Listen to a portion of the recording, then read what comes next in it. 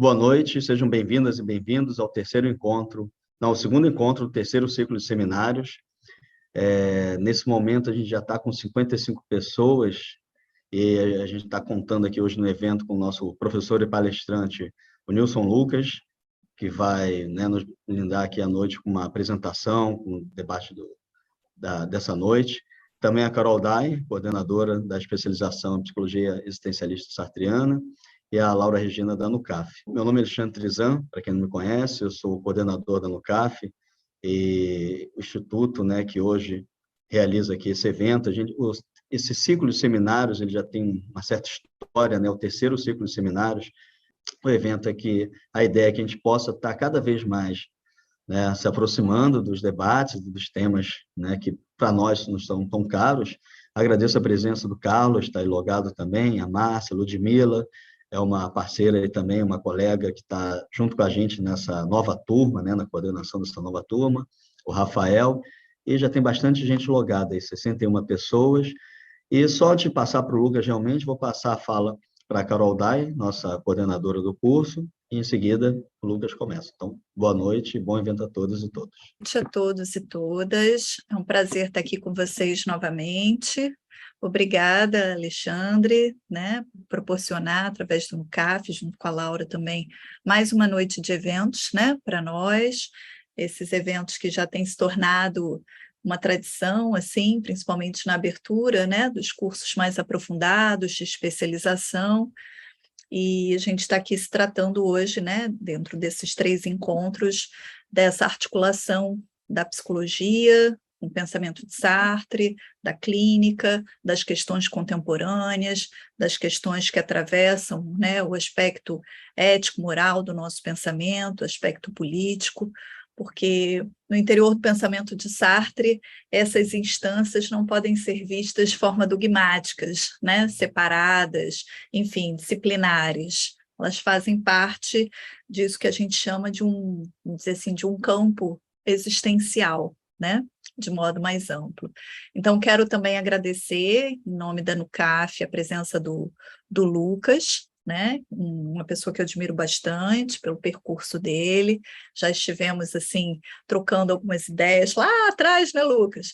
E aí passou-se o tempo e eis que de repente o Lucas foi aí se aprofundando cada vez mais nesse diálogo rico, bonito e necessário com o pensamento de Fanon, e enriquecendo, porque aí a gente está muito acostumado a pensar, a se inspirar em Sartre para pensar outros autores, Então, a gente se inspira em Sartre, não somente Sartre, mas a gente se inspira, de certa forma, no pensamento filosófico para poder voltar, e trazer de volta, vamos dizer, essas contribuições para o campo da psicologia, esse campo mais amplo aí da psicologia.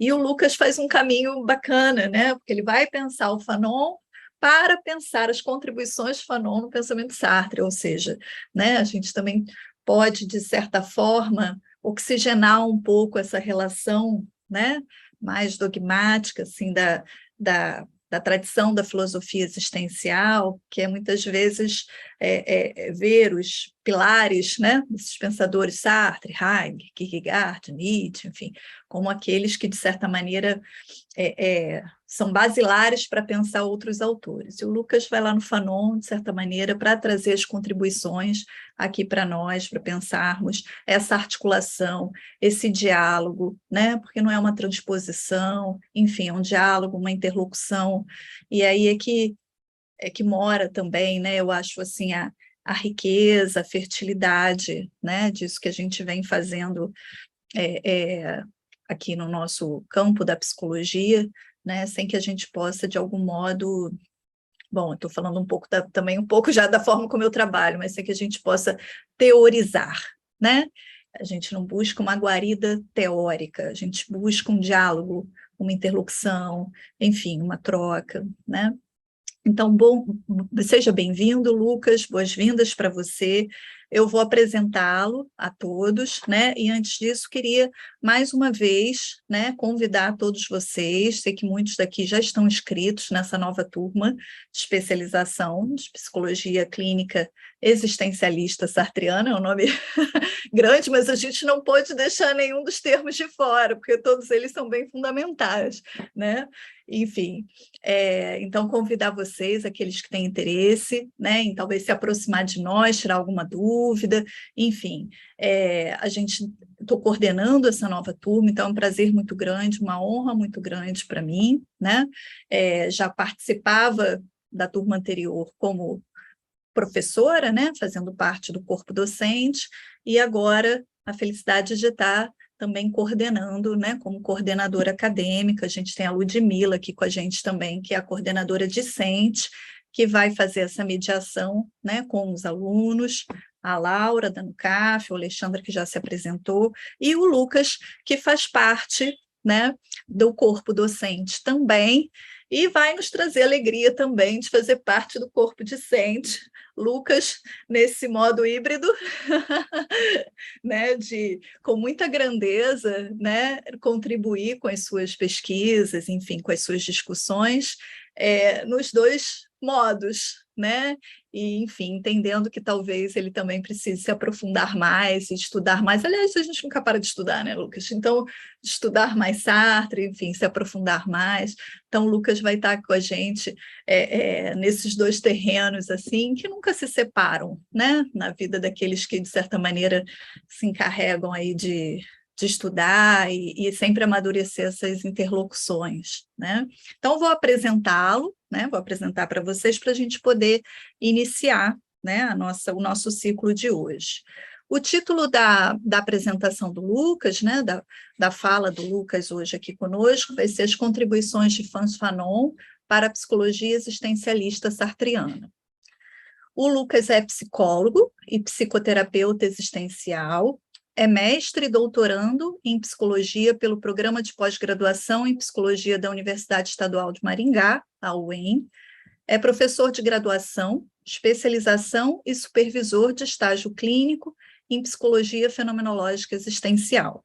Pesquisador do Núcleo de Estudos Interdisciplinares Afro-Brasileiros, da UEM também, né? Da NEIAB, não sei se a gente pode falar assim, né? O NEIAB lá na UEM, participante do Laboratório Interinstitucional de Estudos e Pesquisas em Fenomenologia e Existencialismo, do IEP, desculpa, gente, minha cachorrinha, abstraiam isso. E atualmente dedica-se ao estudo e à pesquisa das relações entre Frantz Fanon, fenomenologia e existencialismo. É ainda autor do livro A Liberdade em Frantz Fanon, a existência aos olhos dos condenados. Então, Lucas, com você a palavra. Aos poucos, quem quiser ir tecendo comentários, perguntas, pode ir escrevendo no chat. Ao final da apresentação do Lucas, a gente abre para a gente conversar de novo, tá bom? Muito obrigado. A Érica falou que está animada, eu também estou animado, né? Prazer em conhecê-lo. A Ludmila também falou que também, além de aluna, é coordenadora discente, então estamos juntos, Ludmila. Quando a Carol falou, aí que eu entendi, eu falei, então ela é coordenadora discente. Ela falou, não, também sou aluna. Eu falei, então estamos juntos lá no grupo do NUCAF. Queria agradecer, né, primeiramente aí ao NUCAF, ao Instituto NUCAF pelo convite, segunda vez que eu estou aqui. Igualmente feliz, ou um pouco mais, né, de poder participar dos ciclos. Participei do segundo, estou participando do terceiro, então estou feliz. Até por isso também repensei um pouco da minha fala, né, como abordar, já que uma vez já tive também presente aqui no ciclo. Agradecer a Carol que Carol falou, né, nos conhecemos lá atrás, né, como esse mundo dá voltas, né, eu conheci a Carol, eu conheço você quando eu começo a estudar Fanon. Então, de alguma forma, esse momento, assim, é muito significativo para mim, né? Era um Lucas encontrando um Sartre, diferente daquele Sartre que me foi vendido pela graduação, aquele Sartre que não tinha preocupações políticas, né? Aquele Sartre que no seu projeto não tinha, no seu projeto intelectual e político, uma ética. Então, eu fico muito feliz de estar aqui E agora participando desse momento, né, como você colocou, agradecer também a Laura, agradecer ao Alexandre, agradecer a Márcia que está aparecendo aqui para mim. Lucas, Então, perdão por te interromper, mas é que o seu áudio está um pouquinho baixo. Será que você poderia ou falar um pouco mais perto do microfone? Deixa Ou eu ver. tá dando para te ouvir, mas está um pouquinho baixo. Eu acho que tá. Agora Melhorou muito. Melhorou muito. Aqui estava no microfone errado. Tá ótimo agora, perfeito. Desculpa te interromper. Nada, que isso. Parte da vida remota, né? Nesse formato híbrido. Também estou nesse formato híbrido como aluno, né? Professor, então vou me adaptando. Então, estou muito feliz de estar aqui, podendo trocar com vocês. Eu acho que dentro daquela perspectiva que o Alexandre colocou, e que a Carol também, de que isso seja uma troca, né? Então, vamos tentar trocar aí. Acho que a gente tem bastante para trocar. E não só acho que a gente tem bastante para trocar, como é necessário trocar, né? Eu acho que o pensamento fanoniano, ele nos impõe isso, né? É o momento dessa troca, né? Para justamente a gente também embasar nossas ações e entendermos aí a tarefa do nosso tempo, né? Por onde começar, né? Por onde começar a falar sobre Frantz Fanon? Acho que há vários caminhos possíveis, mas hoje eu vou pensar essas contribuições fanonianas, porque é interessante, né? A Carol tocou num ponto que eu acho que é muito caro para a gente que estuda Fanon, que eu acho que diz respeito um pouco ao meu momento, né? E como é que eu chego no Fanon. Então, vou tentar contextualizar como é que eu conheço Fanon, de que olhar que eu conheço Fanon, de que olhar que eu conheço o existencialismo, e também para a gente entender um pouco desse caminho e entender que eu parto de um lugar, né? Eu não me isento dessa responsabilidade de partir de um lugar para pensar o Fanon, e hoje de partir de um lugar também para pensar o próprio existencialismo sartreano, né? Ou a psicologia existencial inspirada no Sartre, né? Então, a minha formação ela foi bastante voltada para a fenomenologia, para o existencialismo. Me dediquei ali da maneira que podia, né? Fazendo mais ou menos o trabalho que o Steve Biko fala, é um autor negro, em que ele diz que o negro na academia ele precisa sempre fazer duas tarefas, né? Ele tem que estudar os textos que a academia lhe propõe, né? E ele tem que estudar os outros textos também negligenciados pela academia, né? Sueli Carneiro vai falar desse fenômeno, né? Do epistemicídio. Mas, para além disso, a minha formação, então, ela tem um enfoque no existencialismo. Eu conheço o Jean-Paul Sartre, então, o Sartre, ele faz muito sentido para mim, que era um rapaz negro, um estudante negro, por conta da temática da liberdade. A temática da liberdade é muito cara para a população negra, né? Vamos lembrar a escravidão como antítese dessa liberdade. Então, a liberdade sartreana fazia muito sentido para mim, porque eu começava a me pensar diferente de como as disciplinas me colocavam, né? Então, o negro é esse objeto acadêmico que todo mundo fala sobre, todo mundo pode pensar sobre, mas o negro não pode pensar sobre qualquer coisa, né? O negro é aquele que, bom, você é negro, né? Pesquisador negro, você tem que estudar coisa de negro, né? Racismo, né? Você tem que estudar essas coisas, né? Mas o negro é um objeto para todo mundo, né? Sempre esse objeto cognoscivo, mas não consegue ser esse sujeito cognoscente, né? Quem produz essas pesquisas, esses trabalhos, né? Então, o existencialismo do Sartre me faz muito sentido quando eu encontro na academia, porque ele me permite pensar a partir de um outro lugar, né? E aí eu vou utilizar aqui a palavra determinismo, né? Porque isso está muito presente nessas vivências negras, né? O negro é sempre pensado a partir dessas pesquisas, dessas investigações, né, que não acabam nunca, né? Por um viés sempre determinista, né? O Fanon vai apontar muito isso no seu trabalho. Eu acho que isso é algo que une Fanon também a Sartre, né? Então, Sartre me permitia me pensar a partir dessa liberdade da qual eu sequer conhecia. E tem algo interessante na minha formação que um dos professores que tive ao longo da vida, que me apresentou o Sartre, que fez parte, né, de me apresentar o Sartre, eu estava estudando o Sartre, assim, e eu lembro que eu cheguei no texto questões de método. E na época não é tão longe assim, né? Parece que eu estou falando na psicóloga há 25 anos, né? Parece que eu sou uma Carol da vida, não, né? Isso 7 anos atrás. Lembro que no Google a gente não achava as coisas com essa facilidade, né? E eu lembro que eu encontrei esse texto do Sartre, sobre esse texto do Sartre, não era o texto, né, na íntegra, não era questão de método, mas eu, né, peguei o texto do Sartre, questão de método, e vi lá muito, né, marxismo, né, empobrecimento subjetivo, né, racismo, formação de grupos, né, método. E eu lembro que eu cheguei para o meu professor na época, né, e questionei, falei, nossa, eu não sabia, né, isso não me apareceu durante a graduação, esse Sartre. Eu só conhecia aquele Sartre, não era nem o Sartre do ser o nada, né, era o Sartre do existencialismo e humanismo, né, e ali, né, aquilo ali, né. E aí eu questiono e eu lembro que ele me disse, lembro até hoje disso, isso me marca, eu acho que isso me acompanha até hoje, né? Seguindo mais ou menos o método de pensamento do Sartre, né? Pensar contra mim mesmo. Não, você fala muito disso, pensar contra o próprio pensamento, né? Ele tem essa atividade de pensar contra o próprio pensamento, né? Quando eu penso nessa frase, eu falo, opa, ela faz parte desse meu movimento, né? E eu lembro que ele falou, olha, só tem que tomar cuidado com o Sartre, que o Sartre tem um momento que ele fica social demais, né? E eu lembro que na hora que ele falou isso, assim, fez todo sentido para mim.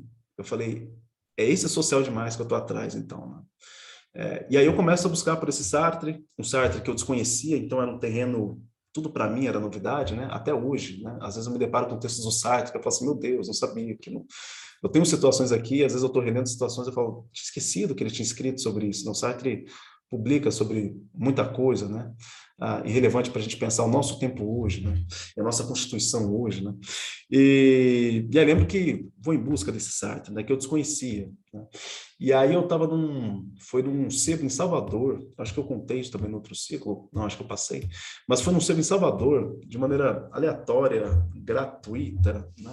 Eu entro nesse sebo e lá tinha uma sessão, né, de Sartre e Simone de Beauvoir. Já indica aí, pessoal, perto do Pelourinho, vá nesse sebo, perto do Pelourinho, que lá tem uma sessão de Sartre e Simone de Beauvoir no sebo. Isso aí para mim foi inédito, né? E eu lembro que eu olhei aquela prateleira e falei, meu Deus, Sartre e Simone de Beauvoir, né? Já comecei a encontrar aqueles livros que eu só tinha ouvido falar, que eu via nas referências da Carol, né? Que eu via nas referências da Fernanda Alt, que eu via nas referências... Né? E começo a olhar aqueles livros que eu falei, nossa, né? Esses livros existem, né? Eles são pegáveis, né? E aí lembro que olhando dentre esses livros eu vi um que nunca tinha sido citado ainda, eu nunca tinha sido citado, com certeza já tinha sido citado, mas ainda não via dentre as referências existencialistas da época mais uma vez, né, 6 anos atrás.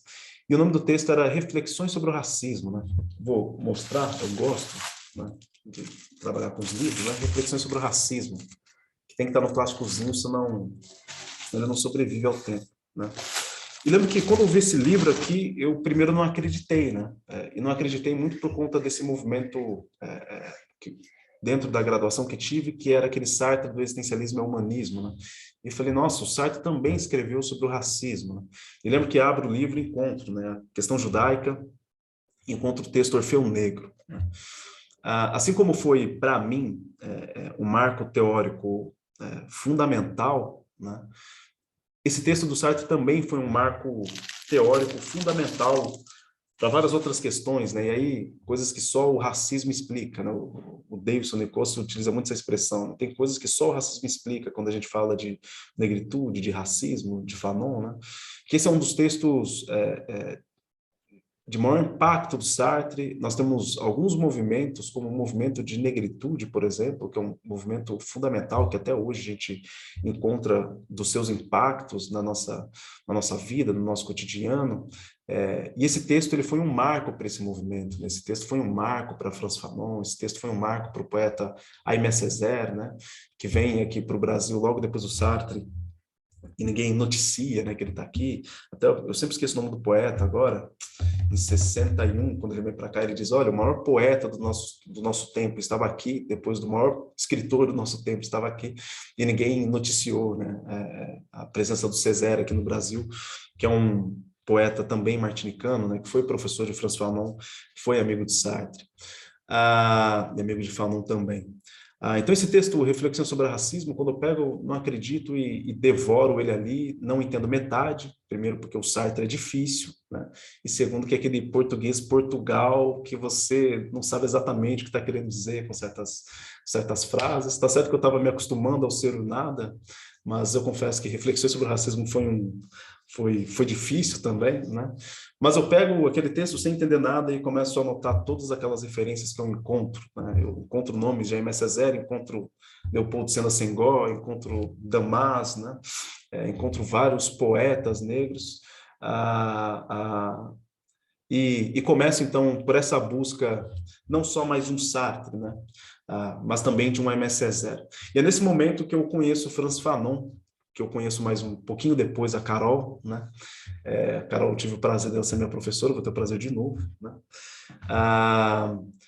A partir desse texto do Sartre, eu conheço esses autores da negritude, né? O Sartre escreve esse texto, se não me engano, em 48, ele é publicado em 49, e esse texto aqui é encomendado pelo Leopoldo Sédar Senghor, que é um poeta político senegalês, que escreve uma antologia sobre o negro, né? E ele convida o Sartre para escrever o prefácio dessa obra, né? E o Sartre, né? A Carol está com o Saint-Gené ali, né? Pertinho, né? O Sartre, nesses prefácios que convidam o Sartre para escrever, né? Sartre, faz um prefácio de 10 páginas, né? Ele escreve um tratado de 200, né? Foi mais ou menos o que ele fez, né, com o Senghor, né? O Senghor convida ele para escrever um prefácio aí de 5, 10 páginas, o Sartre escreve um ensaio, né, da existência negra, chamado Orfeu Negro, aí, de 50 páginas, né? Interessante notar que esse texto do Sartre, ele chega aqui no Brasil em 60, e o texto do Senghor sequer é traduzido aqui no Brasil, né? Isso vai ocorrer muito com essa tradição do pensamento, essa tradição negra do pensamento, né? E com Sartre, que vai ter uma boa relação com esses movimentos, esses pensadores, esses intelectuais, esses poetas. E quando chega aqui no Brasil, a gente compreende esses autores através de Sartre, né? O mesmo ocorreu com Frantz Fanon, né? Condenados da Terra, né? O prefácio do Sartre de Condenados da Terra chega em situações aqui, situações 4, antes mesmo do texto do Fanon, né? E aí, quando a gente vai pegar as referências que leram, né? Diziam ter lido Frantz Fanon, leram Sartre antes. Então, a compreensão que elas tinham, né, do texto fanoniano era uma compreensão, na verdade, sartreana, né? Porque o Sartre, como bom intelectual e engajado que era também, ele não se permitia apenas a reproduzir aquilo que estava no livro fanoniano, ele também trazia suas interpretações e elaborava aquilo de alguma forma intelectualmente também, né? Inclusive, né, a discordar, né? O Sartre ele se permite discordar do autor que está escrevendo o prefácio, né? Acho isso muito bom, né?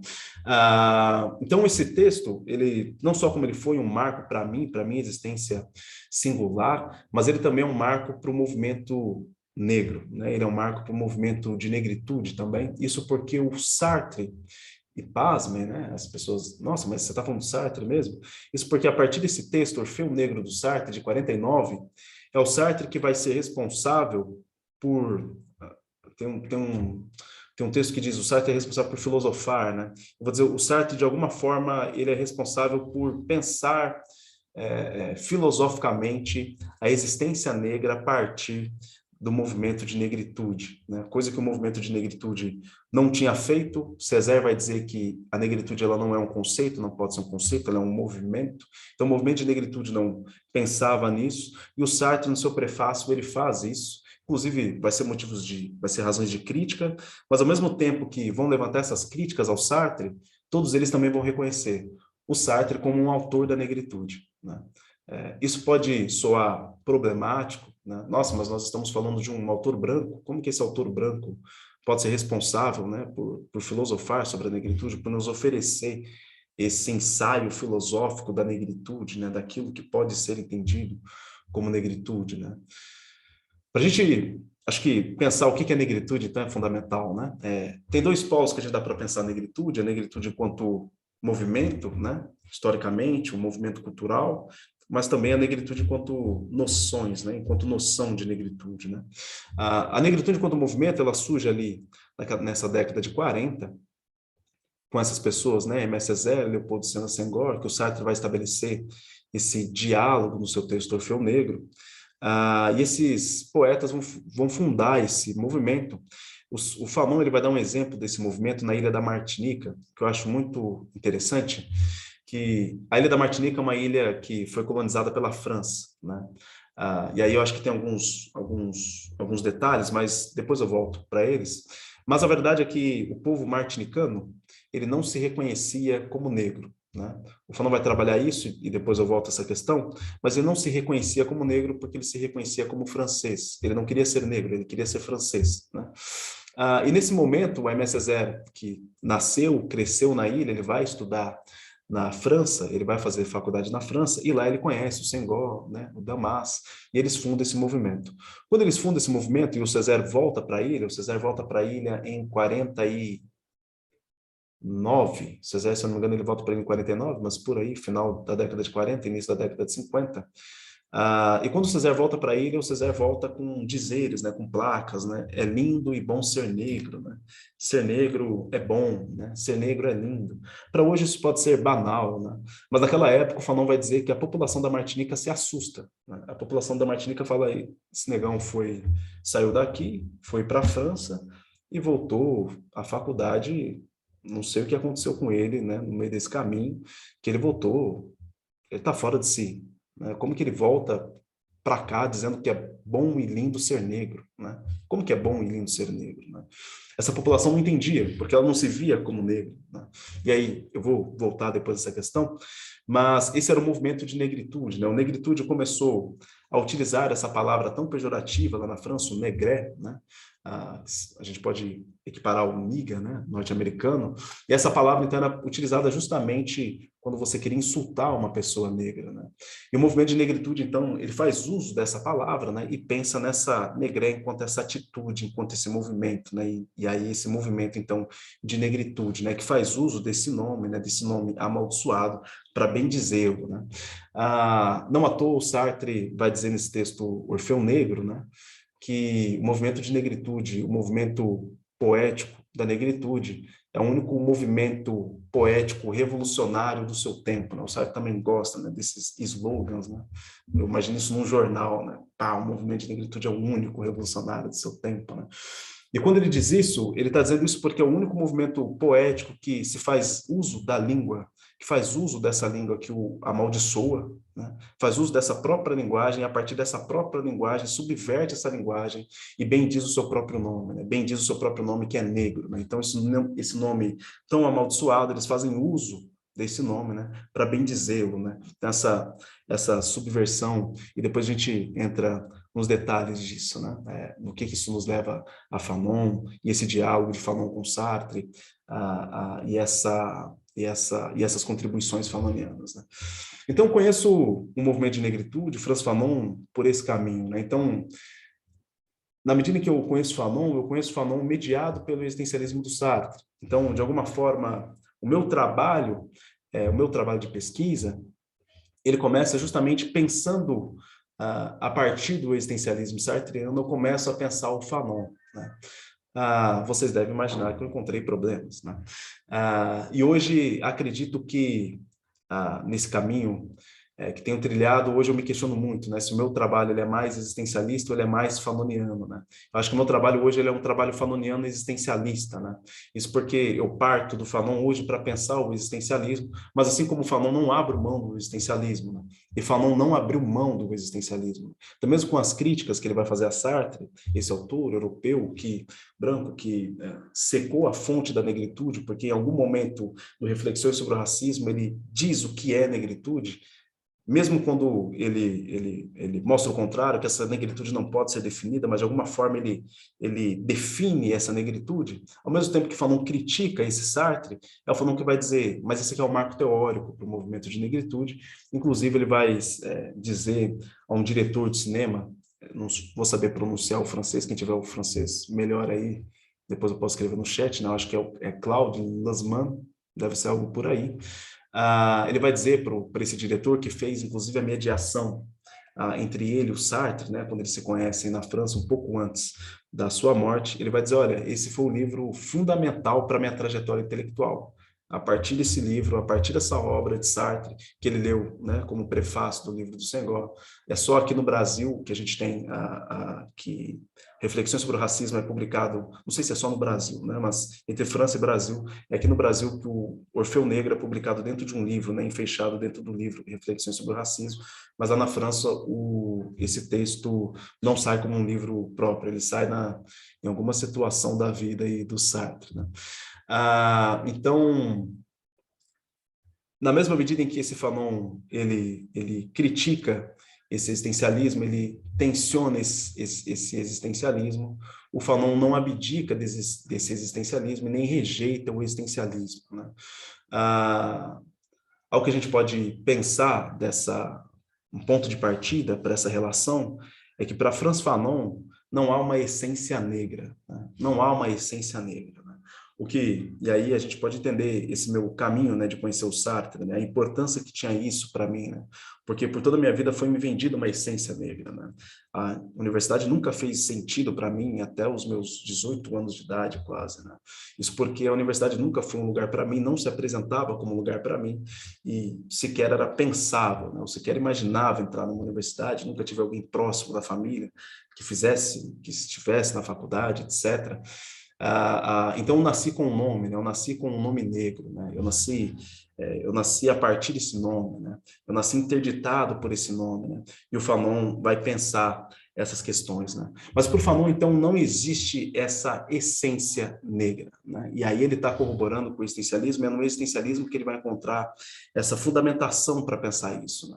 Mas ao mesmo tempo que não existe essa essência negra para Fanon, a partir dessa interdição colonial, a partir dessa violência colonial, a partir desse processo desumano que é a colonização, o Fanon vai dizer que essa colonização de tão violenta que ela é, em dados momentos, certas pessoas, essa existência, ela não vai preceder a sua essência, isso porque a colonização rouba a nossa humanidade, né? Mas a gente vai chegar lá. Então, para a gente entender esse Fanon, Reflexões sobre o Racismo, ele é fundamental, porque é o Sartre, então, que vai pensar que negritude é essa, o que é esse ser negro, né? E aí um ponto interessante, se a gente pega o Sartre vai falar de ser negro, e aí já está uma primeira crítica do Fanon. O Fanon não vai utilizar ser negro, isso porque para Fanon não existe uma ontologia do negro, isso porque para Fanon o negro não é ontológico, isso porque para Fanon o negro é resultado dessas relações humanas que foram desumanizadas, né? Ou seja, através desse processo histórico e desumanizatório do qual o Hegel falou que o negro não faz parte, né? Então, tem essa diferença, né? No Pele Negra você não vai encontrar o ser negro, né? O Fanon, quando for falar deste pretenso ser negro, ele vai dizer assim, o ser do negro, né? Mas ele não diz esse ser negro no sentido desse negro ontológico, né? Diferente do Sartre, que no Reflexão sobre o Racismo vai falar do ser negro, né? Mas o Sartre, então, ele vai dizer que, e dentro dessa defesa do ser negro, o Sartre ele vai dizer em dado momento que, e aí parafraseando o próprio movimento de negritude, que vai utilizar muito dessas falas, né? O Sartre vai dizer que a liberdade, ela é cor da noite, né? A liberdade, ela é cor da noite, né? O movimento de negritude utilizava muito, né? Tão linda quanto a cor da noite, né? Tão belo quanto a cor da noite, né? Vejam, né? A subversão dessa noite, né? Deste negro, né? E o Sartre vai dizer, né? A liberdade, ela é cor da noite. Diferente da paz, que é branca, né? Aqui na França, a liberdade não. A liberdade, ela não tem nada de branca. Ela é cor da noite, ela é preta, né? Ela é negra, né? Isso por quê? Porque para Sartre, e aí a gente conhece, né, um pouco, né? Eu vou dizer que a gente conhece um pouco, porque a Carol conhece muito, e eu estou olhando, só está aparecendo a Carol aqui para mim. Então a gente conhece um pouco desse existencialismo do Sartre, e a gente sabe, e a gente entende a importância que tem para um Sartre chegar a afirmar que a liberdade ela é preta, né? O que ele está querendo dizer com isso, né? O Sartre vai entender que a negritude, ela é a única atitude da qual ela se faz, ela precisa negar a própria negação, né? Então o Sartre vai dizer, a negritude, é aquela que nega a própria negação de si, né? Ela não só nega as coisas, e aí eu estou falando bem brevemente, né? Não só nega as coisas, não, né? Ou nega a si mesmo, né? Ela nega a desumanização que é feita dela, né? A negritude é a única capaz de negar a negação que é feita dela. Que negação é essa, né? A desumanização. A negritude, ela é essa negação dessa desumanização, né? A negritude é esse movimento de negação da própria negação da sua existência, né? Então, nesse sentido, o Sartre vai dizer, não teria uma outra cor para essa liberdade possuir, né? Se é verdade que a liberdade ela tem uma cor, a liberdade ela é da cor negra, né?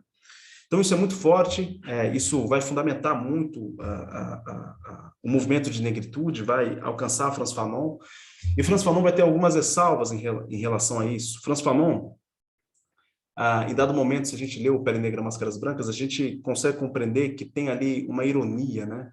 O Fanon, quando ele traz o Sartre, às vezes ele traz em tom de crítica, às vezes ele traz em tom de concordância, e às vezes ele traz num terreno meio nebuloso. Você não sabe se ele está concordando, se ele está discordando, aí você fala, não, ele está discordando. E quando você vê, ele está com uma ironia, né? Ele utiliza muito dessa ironia, né? Para Fanon, não é possível que a liberdade seja negra. Isso porque a negritude, ela não pode ser um fim nela mesma, né? Para Fanon, a negritude ela não pode ser um fim, né? Ou seja, eu, enquanto negro, né, me faço nessa negritude, ou seja, me faço essa negação dessa negação, me faço essa negação dessa desumanização de mim, né? Eu, enquanto negro, me faço essa negritude, mas essa negritude, para Fanon, ela precisa ser apenas ela é apenas uma etapa desse movimento histórico revolucionário e dialético, né? Para Fanon, essa negritude ela não pode ser um fim. Ou seja, eu não, e aí eu vou falar de uma maneira bem grosseira, né? Eu não luto enquanto uma pessoa negra para que eu possa ser mais negro ainda, né? Para Fanon, essa luta final, ela é por uma humanidade radical. Não é essa humanidade nem do existencialismo, que é um humanismo, né, que parte da pessoa, da realidade humana, não é esse humanismo, esse pretenso humanismo racista europeu, né, de que nós somos todos humanos, né, e que engloba todo mundo, né, mas um humanismo que se diz humanismo, que engloba todo mundo, mas não engloba todo mundo, né, tem alguma coisa de contraditório aí. Não é esse humanismo que o Heidegger vai criticar em Cartas do Humanismo, é esse humanismo radical, né, essa humanidade que o Fanon vai dizer em Condenados da Terra que a gente não sabe qual é. Né? Isso porque se a gente soubesse qual é, partindo de um terreno colonial, não seria humano, porque a partir desse terreno colonial só brota essa desumanização. Né? É preciso a gente destroçar esse terreno colonial. Né? Então, o Fanon ele vai tecer críticas a esse Sartre, isso porque o Sartre, nesse movimento de diálogo crítico que ele vai empreender com o movimento de negritude, o Sartre, de alguma forma, vai tentar apreender, eu vou dizer a palavra apropriar, né? Ele vai tentar se apropriar disso que o movimento de negritude vinha difundido, mas o Fanon ele vai ser um crítico da negritude. Né? Ao mesmo tempo que o Fanon não pode ser pensado fora da negritude, né? Isso... Aí os sartreanos, né, se regozijam, né? Essa atitude de má fé, né, que tem muito de dizer, não, o Fanon ele é um autor que ele rompe totalmente com a negritude e né, a partir dessa premissa as pessoas param de entender o Fanon a partir da negritude, quando a negritude é fundamental para Fanon. Né? A Aimé Césaire vai influenciar demais o Frantz Fanon, né? Assim como o existencialismo vai influenciar o Frantz Fanon, assim como ele vai ter apropriações da psicanálise, né? Então, o movimento de negritude é fundamental para o Frantz Fanon. Né? Mas esse Sartre que está tentando fazer esse diálogo, o Fanon, de alguma forma, vai colocar que ele está comprando algumas coisas que contradiz o próprio existencialismo, né? E o que o Fanon empreende, o que o Fanon pensa para essa pessoa de cor negra. Né? Alguém quer falar alguma coisa? Estou ouvindo o microfone. Gente, agora que eu vi que já é 8 horas quase, vou me lembrar que a gente começou o quê? Umas 7h15, 7h10? Dá para ir? Podemos ir até umas 8h20, começamos 7h20, mais ou menos, Lucas. Tá bom. Bem que você me falou antes, né, Carol? Tá vendo? Eu fui... Bom, então acho que não era ninguém querendo falar, né? Mas fique à vontade aí, pessoal, quem quiser falar. Então, ao mesmo tempo que a gente tem, e a gente consegue identificar essas apropriações no pensamento do Frantz Fanon, do existencialismo, a gente não vai encontrar só Sartre, a gente encontra o Merleau-Ponty, né? A gente encontra Simone de Beauvoir, né? A gente encontra Richard Wright, né? Que é um autor, né, norte-americano também, um autor negro, que vai pensar a experiência vivida do negro na literatura, vai utilizar a expressão experiência vivida. Simone de Beauvoir, inclusive, vai referenciar o Richard Wright, também um autor muito negligenciado, né, para os existencialistas e fundamental, desenvolveu ali por um curto período uma relação com Sartre, com a Simone de Beauvoir, né, aquela cena famosa, né, do Richard Wright, Sartre, Simone de Beauvoir, eu acho que o Merleau-Ponty também estava, e eles conversando, né, olha, se invadirem a França, né, para onde que a gente vai, né? E aí o Sartre fala, não foi o Sartre que falou, mas cogitaram os Estados Unidos, e o Richard Wright falou, Sartre, lá não vai rolar também, eu saí, né, o Richard Wright ele sai dos Estados Unidos e vai morar na França, né? E aí cogitam o Brasil, né? Imagina, né, se tivesse acontecido. A gente também vai encontrar o Webb Du Bois, né, que escreve o Almas do Povo Negro, né, ou Almas da Gente Negra, que vai propor uma fenomenologia do negro, né, ou seja, o Webb Du Bois vai empreender uma sociologia partindo da experiência negra para pensar o negro, né? Tudo isso a gente vai encontrar no Frantz Fanon, né? A gente vai encontrar Heidegger também, né? Mas o importante aqui né? Eu estou falando importante aqui já sabendo que eu tenho que caminhar para o final, né? Então, mas o importante aqui, vou me repetir, a gente consegue identificar essas apropriações do pensamento existencial em Frantz Fanon, mas ao mesmo tempo que a gente consegue, e eu acho que isso dificulta um pouco da nossa leitura de Frantz Fanon, ao mesmo tempo que a gente identifica, né, ao mesmo tempo que a gente vê de onde que emerge o existencialismo, aonde que está o existencialismo ali, ele já vem sobre um tensionamento, né? Ao mesmo tempo que o Frantz Fanon está falando de ser, o ser do negro, o Frantz Fanon está falando que uma ontologia pura é inviável, né? Ao mesmo tempo que o Fanon está falando de uma ontologia, ele está tensionando a ontologia, né? Não estou falando o Sartre, que pensa essa ontologia pura, não, mas o Fanon vai tecer essa crítica à ontologia, né? Uma ontologia que não seja historicizada, ela é ineficaz, isso porque o ser, ele deixou de ser esse ser puro, que não tem cor, que não tem raça, que não tem gênero, que não tem corpo, né? Pensado fora da sua facticidade, né? Essa ontologia pura não nos serve, né? Isso porque o ser, ele não é simplesmente ser mais, né? O ser, ele é ser branco, né? Ele é ser negro, né? É ser mulher negra, né? Então esse ser, essa ontologia para Fanon, ela precisa ser historicizada.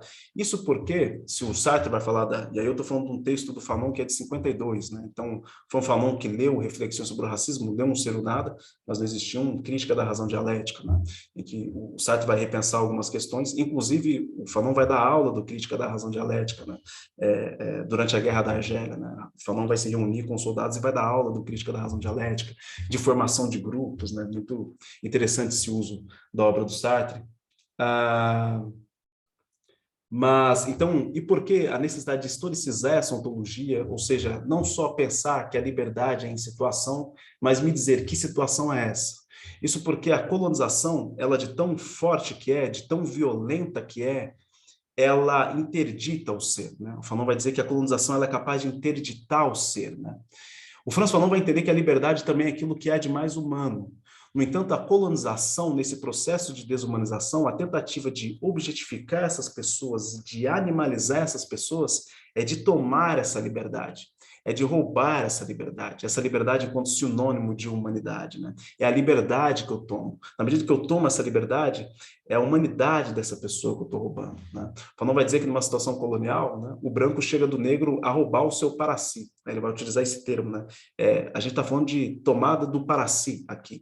Isso o que o Fanon está querendo colocar? Que a colonização ela é capaz de interditar o ser, né? Ela é capaz de interditar o ser, né? Se a gente for pensar com Simone de Beauvoir, não se nasce mulher, torna-se mulher, o Frantz Fanon, esse movimento da experiência vivida no Frantz Fanon se aproxima muito da Simone de Beauvoir. Simone de Beauvoir e o próprio Richard Wright, que eu mostrei, o Richard Wright que também vai pensar essa experiência vivida como autor negro, e a Beauvoir, dá para a gente pensar nesse sentido que também não se nasce negro. No entanto, a colonização, ela interdita esse nascimento e eu nasço com o nome negro, ao ponto de que esse nome de tão forte que é, né? O Mbembe vai falar sobre isso, né? O nome negro é aquele nome que quem inventou não quer usar, né? O nome negro é aquele nome que quem inventou não quer ser chamado de, né? Então, nessa sociedade que tudo aquilo que é negro ele vai para o ruim, ninguém quer, né, o nome negro, né? Mesmo quem o inventa não quer, né? E puxando Milton Santos, né, um outro autor que vai conhecer Sartre, né, um geógrafo, um dos maiores geógrafos que a gente teve, se não o maior, né, o geógrafo negro Milton Santos, né? E essa vida de negro que inventaram, né, no Brasil não é das mais fáceis, né? Então, nós somos interditados já no nosso nascimento, né? Isso vai influenciar tudo, né? Nossa experiência vivida, né? Interdita a nossa experiência vivida, interdita essa experiência de liberdade. Que liberdade é essa, né? É uma liberdade de situação, mas que situação é essa? Quais são essas tradições de opressão que vêm sobre esse guarda-chuva do colonialismo, do capitalismo? Quais são essas tradições de opressão do racismo, que depois, posteriormente, no Crítica da Razão Dialética, o Sartre vai falar desse racismo enquanto empobrecimento subjetivo, né? Então, que tradições de opressão é essa, né? O racismo, o machismo, né? Que situação é essa? E o Fanon, ele pensa essa situação porque ele entende que não dá para pensarmos uma ontologia que não seja historicizá-la, né? Que não seja historicizada. Eu preciso historicizar essa ontologia para que essa ontologia seja possível, senão ela é inviável. Senão estou falando de um ser puro, e esse ser puro não se dá, né? Então, nesse sentido, dá para a gente brincar também, né? Se é verdade que nós somos condenados à liberdade, né? A colonização nos torna condenados da terra, né? No entanto, o Fanon, como um bom leitor do existencialismo que era, ele não rejeita esse existencialismo e não se encerra nesse condenados da terra. É isso que nós somos e pronto, né? Não, é preciso a gente incluir a nossa liberdade no ciclo da história e tomá-la de volta, né? E aí ele vai falar desse processo de reconhecimento. É preciso que eu me coloque diante do meu colonizador, é preciso que eu me coloque diante dele e exija a minha liberdade de volta, né? Não é pedir a minha liberdade de volta, é tomá-la das mãos do meu colonizador, né? Esse é o processo de reconhecimento e Fanon, e de maneira bem básica, né? E ele vai discutir com Sartre também para pensar, né? Ele vai pensar essa categoria do ser para o outro, né? Mas no Fanon isso é um problema, porque no Reflexões sobre o Racismo, o Sartre vai chegar a colocar que essa negritude, nesse processo de negação da negação, o negro, né, enquanto negritude, ele não pode agir de má fé, né, porque essa negação da negação, ela em si mesma ela é autêntica, né, e o Fanon vai discordar veementemente disso, né, isso porque Fanon, ao mesmo tempo, o Fanon não perde de vista essa universalidade do negro, né? O que é essa universalidade do negro, né? Por mais que a colonização tenha tentado roubar nossa liberdade, tomar nossa liberdade, nos desumanizar em total e completo, por mais que ela tenha conseguido nos animalizar na escravidão, essa colonização não foi capaz de nos adestrar, né? Ele vai utilizar isso no Condenados à Terra, né? Ela não foi capaz de adestrar esses sujeitos, ela conseguiu animalizar esses sujeitos com a escravidão, mas não adestrou esses sujeitos, né? Essa liberdade mora lá. Então ele não rejeita essa ontologia sartriana de total e completo, mas ele vai falar dessas interdições, né? Então, nesse Fanon que não perde de campo essa universalidade também, né? O Fanon vai dizer, a má-fé também é minha, uma vez que eu também sou humano, né? Só que eu vou vivenciar essa má-fé de diferentes formas por conta dessa interdição. A angústia também é minha, essa angústia que a colonização me tirou, desse homem negro forte que não chora e que dá conta de tudo porque ele consegue sofrer, essa mulher negra que não precisa de anestesia porque ela consegue sofrer, ela aguenta a dor, né? O Francis Fanon vai dizer, essa angústia também é minha, né? Mas essa angústia sartriana também é minha, e esse é o paradoxo, né, que o Fanon nos coloca, né? Esse negro, ele não deixou de ser humano ao mesmo passo em que ele foi desumanizado, né? Tem um movimento aí, esse é o movimento de reconhecimento, né? É preciso que eu tome essa humanidade, né? É preciso que eu tome de volta essa humanidade, né? Então, eu vivencio também essa responsabilidade, mas eu também vivencio a outra responsabilidade, que é estar no mercado e as pessoas me responsabilizarem por todas as ações de todos os meus antepassados, né? O Fanon vai dizer que um negro andando numa sociedade dita normal, ele sente no peso das suas costas todos os seus ancestrais, porque as pessoas olham para ele como se todos os seus ancestrais estivessem ali, tudo aquilo que é de negro está ali, né? Então, o Fanon vai falar sobre isso, né? Mas essa responsabilidade também é minha, né? Essa angústia também é minha, ou seja, essa liberdade também é minha, essa humanidade também é minha, né? Então, para Francis Fanon, é importante dizer nesse sentido, que ele não vai vangloriar a negritude no sentido de vê-la como uma questão do particular, né? Na medida que essa negritude ela perde contato com esse universal, para Frantz Fanon ela deixa de fazer o sentido. Isso porque o Fanon ele vai ter uma elaboração muito interessante, que ele diz: se é verdade que o branco ele cria o negro, é verdade que o negro ele cria a negritude, mas essa negritude ela não é o fim, né? Ela não pode ser o fim, né? Essa negritude ela deve visar o nascimento de uma nova humanidade, né? Essa negritude ela deve visar, né, a destruição desse solo, desse campo violento, que é esse campo colonial, né, que dele só brota a desumanização. Para Frantz Fanon não há, para Frantz Fanon, para Aimé Césaire, né, Aimé Césaire vai dizer: a colonização ela não tem um sequer valor humano, né?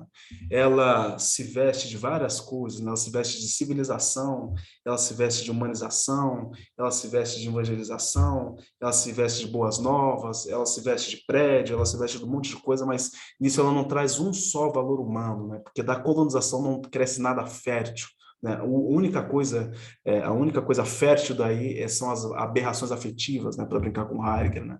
Você vai falar dele de tonalidades afetivas, aqui a gente fala dessas aberrações afetivas que surgem desse solo colonial, né? E aí, citei Heidegger aqui. Se a gente for pensar essa dimensão, o poder dessa interdição colonial, se a gente vai pensar essa dimensão do ser para a morte, no Heidegger, o Fanon vai dizer isso no final do Pele Negra, Máscaras Brancas, né? É importante pensar essa dimensão do ser para a morte do negro, né? Não é o ser negro para a morte, nessas adaptações. Estão falando da existência negra, então o ser negro para a morte, né? A não ser que a gente defenda que esse negro, então, ele é ontológico. Mas para Fanon, se esse negro ele é ontológico, ele é negro antes mesmo da colonização. Então, ele não é mais uma criação branca. Então, quer dizer que o negro e o branco já existiam antes mesmo desse processo histórico, né? Ou seja, isso para Fanon é inviável, porque eu estou defendendo mais uma vez uma essência negra, uma essência branca. Mas é importante entender que, para Fanon, como ele diz no início do Pele Negra, Máscaras Brancas, né? Qual que é o objetivo da minha obra? Minha obra, ela pretende aquecer a carcaça da humanidade e deixá-la livre para ir, né? Ele quer desinstituir esse negro dessa negrura que lhe foi imposta, né? E ele também quer desinstituir esse branco dessa brancura, né? Que chamou essa brancura de humanidade, né? Essa brancura desse branco que não precisa se reconhecer como branco, porque ele se reconhece como humano, né? Mas ele é negro, mas eu sou negro, né? Então, para Fanon, libertar desses dois polos, né? Mas voltando para essa dimensão de ser para a morte, né? Esse negro de uma sociedade colonial, ele não escolhe autenticamente ou inautenticamente como ele vivencia essa morte. Esse negro, ele morre no corpo todos os dias, né? É uma morte, o Fanon ele vai falar, uma morte no mercado, é uma morte no shopping, é uma morte quando eu chego na instituição, mesmo com crachá, e perguntam se eu sou professor, né? É uma morte quando uma criança aponta para mim, olha, um negro, né? Como o Fanon fala, no Pele Negra, Máscaras Brancas, né? Hoje não é mais olha um negro, né? É olha o Bob Marley, né? Essa morte é nos livros, quando eu não me reconheço nesses livros, quando Frantz Fanon, sendo o Sartre um leitor de Frantz Fanon, que foi, sendo o Sartre um leitor de Aimé Césaire, que foi, e eu não vejo essas referências nos textos sartreanos, né? É uma morte a todo momento. Frantz Fanon vai falar, é uma morte nessas páginas e mais páginas que tentam se impor contra mim, né? Que tentam se impor a mim, né? Falar de mim antes de mim mesmo, antes que eu mesmo possa aparecer, né? Essa essência tentando ser imposta antes mesmo da minha existência, né? Então, para Frantz Fanon, se a gente for pensar falar de Frantz Fanon e existencialismo, a gente conseguir identificar esse existencialismo no seu pensamento, ao mesmo tempo que a gente identifica esse tensionamento, e esse tensionamento às vezes é indigesto para nós, e ao mesmo tempo que a gente pensa já essas contribuições, né? É isso que eu tenho tentado fazer no doutorado, estou a caminho, mas não vamos falar disso agora, né? Senão eu entro em desespero. Mas então, nesse sentido, acho que a partir desse diálogo crítico, né, entre Sartre e Fanon, o movimento de negritude, pensar numa psicologia existencial de inspiração sartreana, e aí a gente não precisa só no Fanon, a gente pode ir no próprio Sartre, como a gente viu, é necessariamente pensar uma psicologia antirracista. Mas para além desses dizeres, né, agora, não, sou decolonial, sou antirracista, sou crítico, para além desses dizeres, né, Não é esse entender o racismo como um recorte, né? Ah, eu sou um psicólogo existencialista, vou fazer um recorte negro aqui, né? E quando eu fizer a minha pesquisa, eu vou falar um pouco aqui do negro, né? Porque eu tenho que fazer um recorte racial, né? Sartre não fez um recorte racial, né?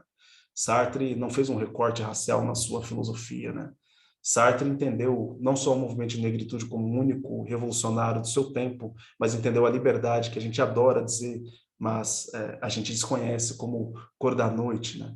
Sartre não fez só um recorte aí, né? Sartre entendeu o poder da colonização, e a gente tem situações 4, 5, 6, 7, né? Cartas para Lumumba, entrevistas para jornais, né?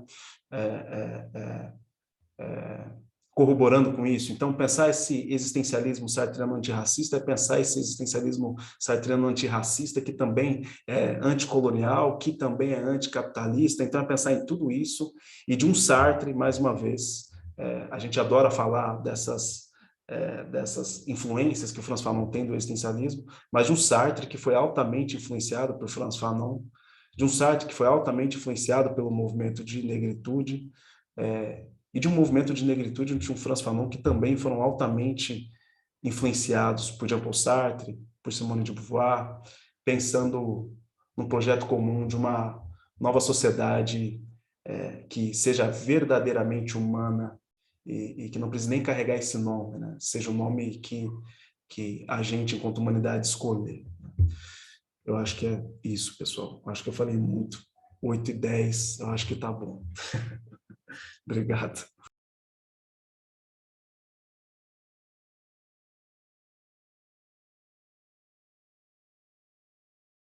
Lucas, muito obrigada. Foi incrível te ouvir, muito bom te ouvir. Né? Você fala assim apaixonadamente, né? E ao mesmo tempo sem perder essa reflexão crítica, né? Muito bom ver o modo como você, de uma forma muito fluida e apropriada, você fala desse movimento de aproximação e distanciamento ao mesmo tempo, né? Entre um pensamento europeu, eurocêntrico, né? E um pensamento do outro lado, né? Do lado do colonizado, enfim, justamente propondo essa recolocação, né? Da compreensão do existente humano nos seus processos históricos, né? Nesse movimento de recuo, que a gente também poderia chamar de um recuo fenomenológico, mas não é um recuo da ordem do intelecto, né? Então, esse diálogo, né? Fanon, Sartre, cada qual falando do seu lugar, né? Um europeu tentando falar do lugar do negro colonizado, escravizado, e Fanon, por sua vez, né? De certa forma, contribuindo, né? E nos chamando, né? Ou chamando esse pensamento mais hegemônico, legitimado, por trás desse humanismo universal, que de universal não tem nada, né? Para essa escuta, né, singular, enfim, e ao mesmo tempo coletiva. Então, muito obrigada, porque as suas contribuições foram muito ricas, né? Estou falando aqui em nome de todo mundo, mas, claro, a partir de agora, né, todos nós vamos poder, de certa forma, dialogar com você diretamente, mas já agradecendo em nome de todo mundo essas contribuições muito ricas. Muito obrigada. Que bom que você vai estar com a gente também, compondo o corpo docente da pós, compondo o corpo discente também, enfim. E aí, pessoal, queria ouvir vocês, se vocês têm alguma contribuição, alguma pergunta, algum comentário a acrescentar aqui para o Lucas. Acho que esse é o momento da gente aproveitar, né, a nossa conversa. Enfim, tem muitos, você deve estar vendo, né? Se você não tiver no computador, tiver no celular, muitos elogios para você, né? Aula maravilhosa. Tem a Raquel disse aqui que por ela podia passar da meia-noite te ouvindo. Quando você disse quando você disse que você já estava acabando, né? A Érica concordando com o comentário, então muitos elogios, maravilhosa aula, muito bom, excelente, e é isso mesmo, né? Então agora vamos dar um tempinho para o pessoal poder formular alguma coisa, a gente fica aqui aguardando. Boa noite, sou a Érica, Muito boa a aula, Lucas. Estou aqui muito feliz assim, de te ouvir e de ouvir as suas contribuições. Me fez pensar muito no podcast da Sueli Carneiro, no Mano a Mano, porque você trouxe, falando que nós, pessoas pretas, não fomos adestrados, né, na visão de Fanon. E ela fala de uma domesticação, assim. E aí eu fiquei pensando nesse contraste, assim, existe uma domesticação, ela fala muito de uma questão, acho que da luta política mesmo, né, desse entendimento, que eu acho que passa por esse lugar de retomar a humanidade, né, de pegar para si. E aí eu queria ouvir, assim, o que você pensa sobre isso, você chegou a ouvir esse podcast, o que você acha? Obrigada, gente, boa noite. Obrigado, Érica. Fica por aí, vamos conversar. Érica, eu não ouvi inteiro o podcast. Não, Érica, você pode sair também, tá? Eu falei, se você quiser, fica por aí. Pessoal, não vou ter que manter. Eu ouvi metade do podcast, eu ouvi indo para o trabalho, assim, nas viagens, nas estradas da vida. Mas lembro quando ela falou dessa domesticação, né? De fato, se a gente pensa com o próprio Fanon, tentando fazer esse diálogo, né? Aquilo que o Fanon vai colocar, né, para o Sartre, né? O negro, ele não fugindo dessa universalidade, ao mesmo tempo que ele também vai vivenciar a má-fé, a sua responsabilidade, a liberdade também de forma particular, ele não escapa disso, né? Então esse negro, ele também se engendra, né? Esse negro também se engendra nessa situação, nesse terreno colonial, né? Fanon vai trabalhar a questão da negrofobia, né? Ele vai falar esse negro que sente essa fobia dessa negritude, né? Então, assim, é algo que não nos escapa, né? Porque nos colocar nesse lugar dessa negritude, que por ser negritude não pode agir de má fé, para Fanon é nos negar a própria humanidade, né? Para Fanon é nos negar a própria humanidade, né? No entanto, tem um texto do Fanon que eu acho que vai te interessar, saiu recentemente, saiu nesse livro aqui, né? Saiu nesse livro aqui, que é Escritos Políticos pelos Franz Fanon, pelos textos da época, né? E traz um texto do Fanon, que eu não vou achar aqui rapidinho, mas parte de um jornal interno publicado no hospital, quando ele trabalhava na França com Tosquelles antes de ir para a Argélia, em que o Franz Fanon fala, mas nem por isso, nem por conta desse engendramento, a gente deve largar essa formação dessa consciência social desse colonizado, né? Então ele pega um exemplo que estão falando sobre o esporte na França, e ele fala que antes de formar esse esportista precisa ser formado, como posso dizer, precisa ter consciência de si e do outro, né? Então, acredito que isso faça parte, né? Isso faça parte, o que não significa que a gente possa lavar as mãos a partir daí, porque para Fanon seria um ato de má fé, né? Não sei se eu respondi sua pergunta. O que você acha, Érica? Fala aí. Fica à vontade, Érica. Respondeu sim, eu acho que você levou para para uma outra reflexão, assim, porque a Sueli traz como uma domesticação, você já está dizendo um outro movimento, né? Está propondo o movimento de se perceber e se perceber enquanto também agente social, né? Na estrutura, e foi mais ou menos isso, né? A gente pode pensar essa domesticação com essa animalização que o Fanon vai chamar em Condenados da Terra, né? Agora, essa domesticação num sentido essa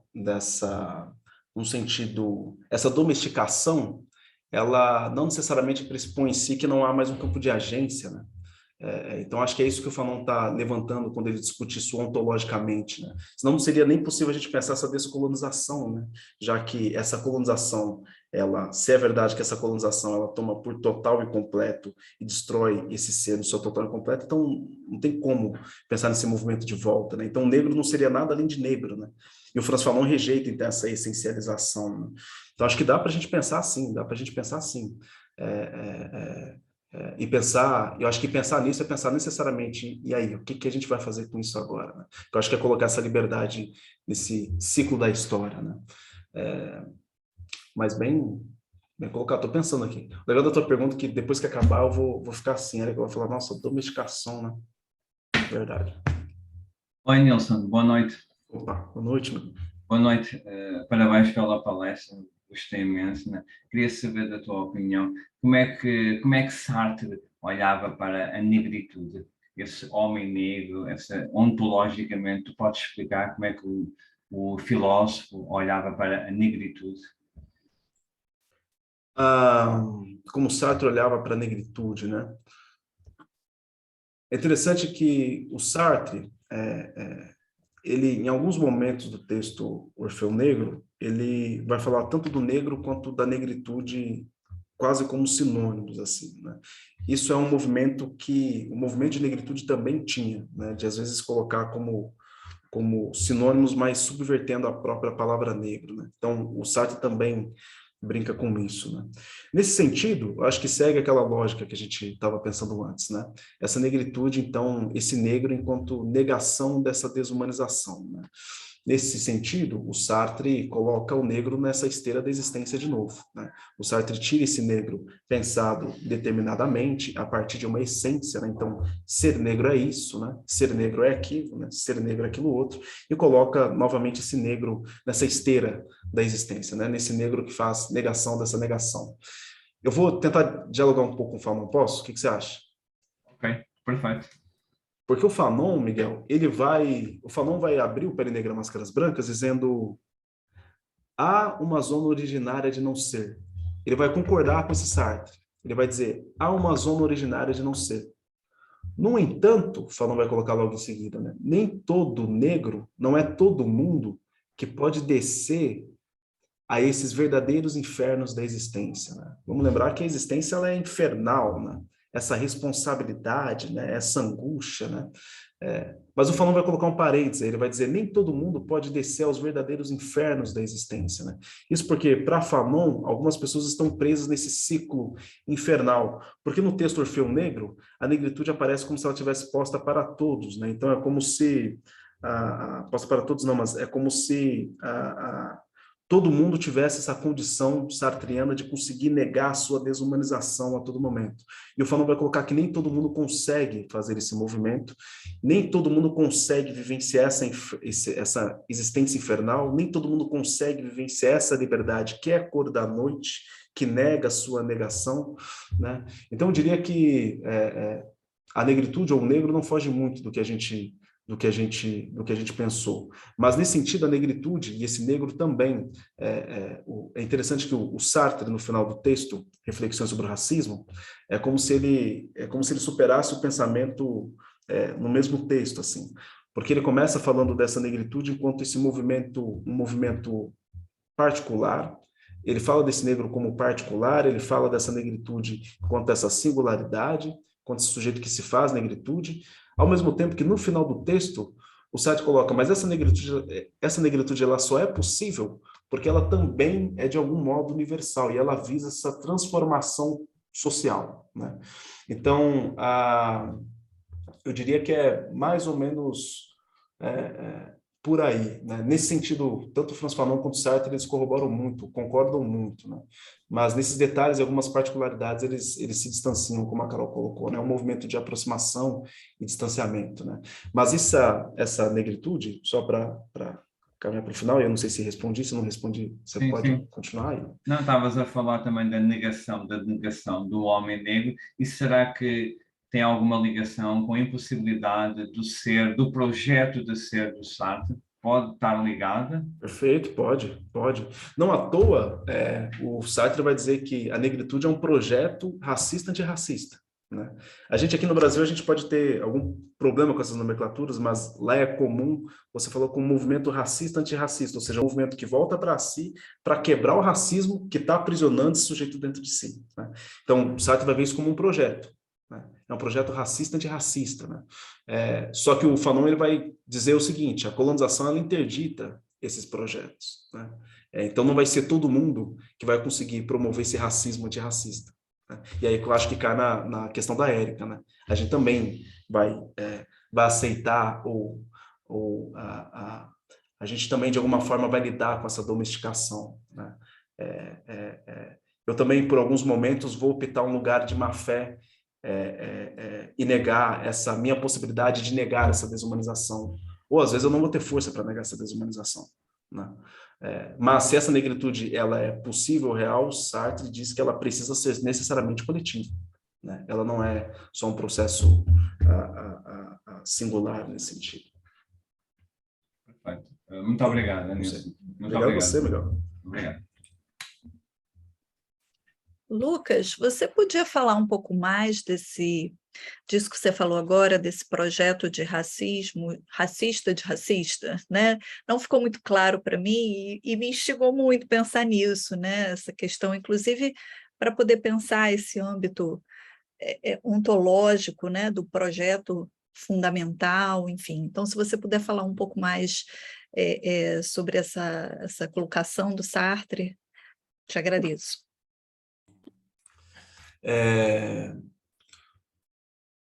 Nessa mesma esteira, né, dessa negação da negação, o Sartre vai dizer que a negritude, enquanto esse movimento singular e universal que precisa ser, ela é necessariamente um projeto racista antirracista, né? Ou seja, é esse voltar, né, o Sartre vai colocar, é esse movimento de voltar para si, como o racismo faz, né? Então, o que o racismo faz, né? O Fanon vai colocar, né? O branco ele se coloca na sua brancura, né? Chama essa brancura de humanidade, chama a universidade de branca, pinta os livros de branco, então a intelectualidade é branca, tudo passa a ser branco, né? E não ele só é assimilado nesse processo, como ele também assimila o outro, né? E aí pinta o negro nessa negrura, né? O caco, o vermelho, o amarelo, né? Só que para Fanon essa colonização ela não só objetifica, como ela também animaliza, né? Então esses sujeitos são reconhecidos abaixo dessa relação de objeto, né? Então nesse sentido esse racismo antirracista em Sartre, esse projeto racista antirracista, ele é esse voltar para si, voltar para dentro essa negrura que lhe foi imposta, né? Fazer disso negritude, que é esse movimento não mais de voltar para si, mas de voltar para fora, né? E desmantelar essa branquitude, essa ideologia que o prende dentro de uma suposta negrura, né? Então esse é um movimento com data para acabar, né? Essa negritude ela tem data, né? Ela tem horário, né? Queria que a gente soubesse, né, o dia, né? Mas essa negritude ela tem prazo de validade nesse sentido, né? O Fanon fala que ela só perdura enquanto o branco perdura, né? Não é preciso apenas a gente destruir essa negrura ou esse negro ou essa negra, é preciso a gente destruir também esse branco, né? Destituir esses dois povos, né, que se afastaram, né? Então esse projeto sartriano, nesse sentido, pensando com Fanon, ele tem data para acabar, né? Porque essa negritude ela só faz sentido na medida em que ainda há o racismo, né? Só que o racismo, tanto para Sartre quanto para Fanon, e aí o Fanon corrobora com isso no neocolonialismo, né, o 4, né, que ele vai escrever, vai ter as cartas sobre o colonialismo na Ásia, a carta para Lumumba. Esqueci onde eu estava aqui, Carol, falei do livro. Esse projeto... agora eu esqueci aqui onde eu estava. Estava aí mesmo, no projeto racista, antirracista, né? Ou seja, nesse projeto antirracista que tem data para acabar. Acho que... Bom, vou tomar daqui, né? O que tem data para acabar? Acho que você estava tentando explicar um pouco isso, né? Sim, lembrei. Peguei o fio da meada, né? Então, esse projeto racista antirracista da negritude, ela visa a destruição do racismo, né? E aí, por que eu falo que a psicologia existencial de inspiração sartriana, ela necessariamente é antirracista? Pois Sartre é um autor antirracista, Mas para Sartre e para Franz Fanon, o racismo ele não é aquilo que possibilita a colonização, é o contrário, né? A colonização, a configuração colonial, né, é o que possibilita o racismo, né? E o racismo é só uma das formas, é só uma tradição de opressão, né? Se a gente for pensar colonialismo e capitalismo, né? Racismo é só uma das formas, racialização é outra, que não é a mesma coisa que racismo, né? Enfim, a gente pode pensar várias dessas tradições de opressão, né? Então, destruir o racismo não significa que eu acabei com todas as tradições de opressão, né? Sartre vai utilizar esse exemplo, né? Acaba com a escravidão, mas você não acaba com a opressão, né? Você acabou com a escravidão, mas o movimento de negritude ainda é preciso, porque o racismo ainda existe. Mas se acaba com o racismo, não significa que você desmantelou a colonização, porque o racismo é só uma das formas de expressão disso, né? Então, esse projeto racismo antirracista, ele visa necessariamente a destruição do racismo, do machismo, do sexismo, da misoginia, de todas essas tradições de opressão, mas também o desmantelamento dessa configuração que possibilita essa violência colonial. Se a gente for pensar, todas essas tradições de opressão, elas têm como modus operandi a violência, né? O Fanon vai dizer que a violência é o que há de comum nessas tradições de opressão, né? Sartre vai corroborar no prefácio. Então, pensar nesse racismo antirracista, por isso que eu falo, né, é esse racismo antirracista que também é anticolonial e necessariamente anticapitalista, que é o que possibilita, né, essas outras tradições de opressão e que se modifica a sua necessidade, né? Vamos pensar, o racismo, a forma com que eu vivenciei o racismo na minha infância é diferente da forma que eu vivencio hoje, né? Quando criança eu ainda ouvi macaco. Hoje não ouço mais macaco porque há um pacto, né? Esse racismo ele vai mudar suas formas de atuação e vai continuar mudando, né? Então é preciso a gente destruir essa configuração colonial, né? Que se dá por meio do capital, por conta do capitalismo, para a gente conseguir pensar então na destruição total dessas outras. Esse é o projeto racista antirracista, né? Desse voltar-se para si, né? Para lançar-se para fora, né? Destruir tirar tirar esse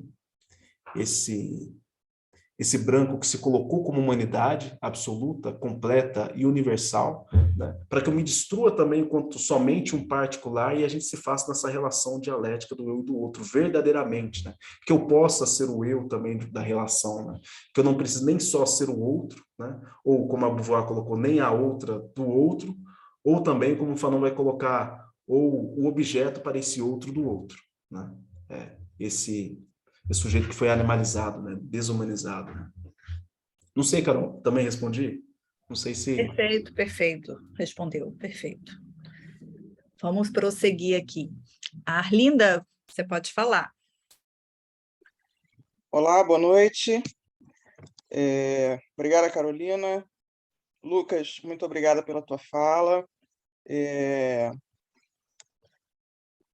Uma fala completamente, ao meu ver, completamente necessária e que traz novos elementos para se pensar uma questão tão ampla quanto a questão do racismo e, em especial,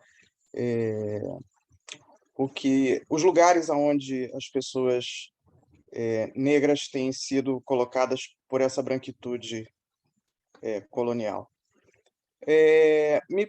Me parece, só me parece, pode ser que eu esteja completamente equivocado, mas me parece que a pegada que você traz é capaz de reformular ou de realocar ou de reposicionar conceitos que têm sido muito propalados e, em especial, a questão da representatividade, do lugar de fala e da interseccionalidade, né, que são termos que têm sido vistos como...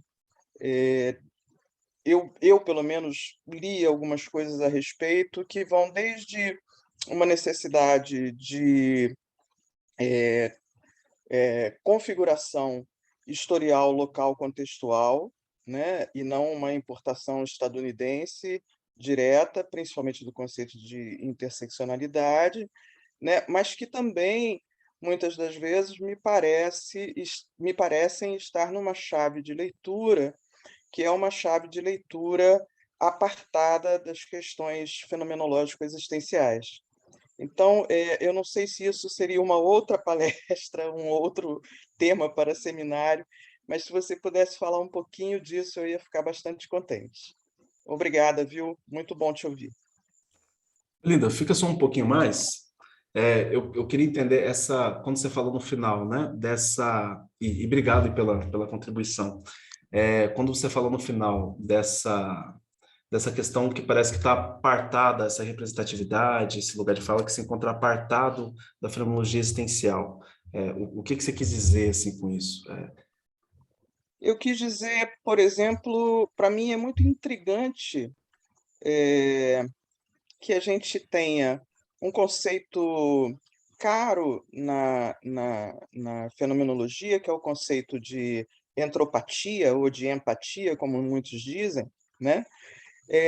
Que é a impossibilidade de se colocar no lugar do outro, como a empatia diz no senso comum, né? Mas sim a possibilidade de sentir em você o outro, né? E é um posicionamento necessário, fenomenologicamente falando, ao passo em que uma das leituras possíveis da representatividade, por exemplo, né, esta possibilidade de construir estas pontes. Ao mesmo tempo, por outro lado, né, a questão do lugar de fala, ela traz esse perfil único daquele que tem, na sua própria construção historial, a possibilidade de falar por si, porque é dele o lugar de fala daquilo que foi sentido e percebido.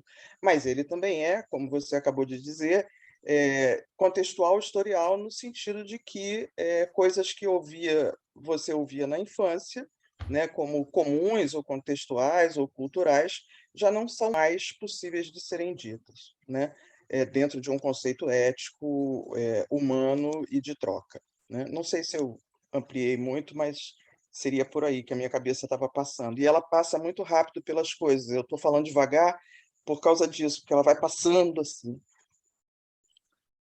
Eu compartilho, tá, Arlinda? Eu sinto que é isso também. Às vezes eu olho para o lado, quando eu vejo já foi, igual agora. Eu peguei o livro ali e falei, Carol, onde é que eu estava? Não lembro. Arlinda, você me fez lembrar, e aí eu não sei se eu vou conseguir te responder, porque eu acho uma pergunta complexa, e não só complexa no sentido, mas eu acho que é necessária essa reflexão mesmo. Mas você me fez lembrar, dentro do que você colocou, de um trecho do texto do Fanon, que me ajuda a pensar muito aquilo que a gente chama, né, aquilo que se convencionou chamar fenomenologia existencial, né? A redução fenomenológica, né? E aí eu tenho os manuaizinhos lá, os pequenos manuaizinhos, né, que os alunos leem lá, redução fenomenológica, né, suspensão, né, tal. Eu vou partir por aí só para a gente pegar de maneira geral. No livro Por uma Revolução Africana, que é publicado depois da morte do Fanon, em 64, tem um texto que ele vai dizer que é preciso que a gente reclame a todo momento a nossa humanidade e a humanidade do outro, né? Lembrando mais uma vez, como você bem colocou, não é essa humanidade, essa falsa humanidade, né? Que diz que nós somos todos humanos e vamos dar as mãos, né? Que não quer, enfim, não é essa pretensa e falsa humanidade racista. O Fanon vai dizer que é preciso a gente reclamar a todo momento a nossa humanidade, a humanidade do outro, né? E aí ele, Fanon, que vai ser aluno de Merleau-Ponty, né, que vai estudar com Merleau-Ponty, vai estudar o próprio Merleau-Ponty, fenomenologia da percepção, corrobora também com a crítica pontiana à redução fenomenológica, né, que não é possível fazer isso total e de modo total e completo, né, porque sempre sobra um pouquinho de nós ali. O Fanon, nesse trabalho, ele vai dizer que esse trabalho profissional, para que ele não seja um trabalho profissional colonial, ele também vai utilizar o termo intelectual colonial, nessa aproximação com o outro, já que não é possível eu suspender tudo e completamente e chegar em um ser vazio de sentido, de corpo, de tudo, né? Já que não é possível, é preciso que eu reclame essa humanidade sempre em mim. Mas o Franz Fanon não está falando só no momento que eu entro na porta do meu consultório, sento na frente ali do meu... E ali eu reclamo essa humanidade. Não. Porque essa humanidade já está chegando ali, né? Ou essa desumanização já está chegando ali. Ou seja, em todas as minhas atitudes, em todas as minhas relações, é preciso que eu reclame essa humanidade, né? Só que essa humanidade, ela pressupõe troca, né? Essa reclamação de humanidade, ela pressupõe essa troca que para Fanon é dialética, né? Essa humanidade pressupõe que eu me reconheça como outro, você se reconheça como eu e possa ser vice-versa, né? Essa humanidade pressupõe que você seja reconhecida humanamente e eu também humanamente, né? Porque na medida em que esse relacionamento não é recíproco, né? Para Fanon não é só um lado que está sendo desumanizado, são os dois lados que estão sendo desumanizados, né? Para Fanon vai dizer, a desumanidade do negro consiste em ter sido escravizado, consiste em ter sido colonizado. A desumanidade do branco consiste em desumanizar, em colonizar, em escravizar. Então, na medida em que o branco se reveste dessa pretensa falsa humanidade, né, desse lugar absoluto, onde não há troca, ele está se desumanizando, né? Ele está se desumanizando, né? Na medida que essa universidade ela é branca e ela está se destituindo daquilo que ela pode ser, né? Então não é só o negro que está sendo desumanizado nessa. E claro, a gente não está falando num sentido valorativo que essas desumanizações são, né? A gente não está falando disso. Mas esse branco também está se desumanizando nisso, né? Ou seja, né, essa relação que não pressupõe essa troca, ou seja, que não é uma relação que é uma relação de via única, né? Ela não interessa para Frantz Fanon, né? E eu acho que nesse sentido não interessa para a gente, né? Então Frantz Fanon vai dizer que em todas as nossas relações, em todas as nossas atitudes, a cada respiração nossa, é preciso que a gente reclame a humanidade que há em nós e reclame essa humanidade que há no outro, né? Para que essa relação, esse reconhecimento seja recíproco, né?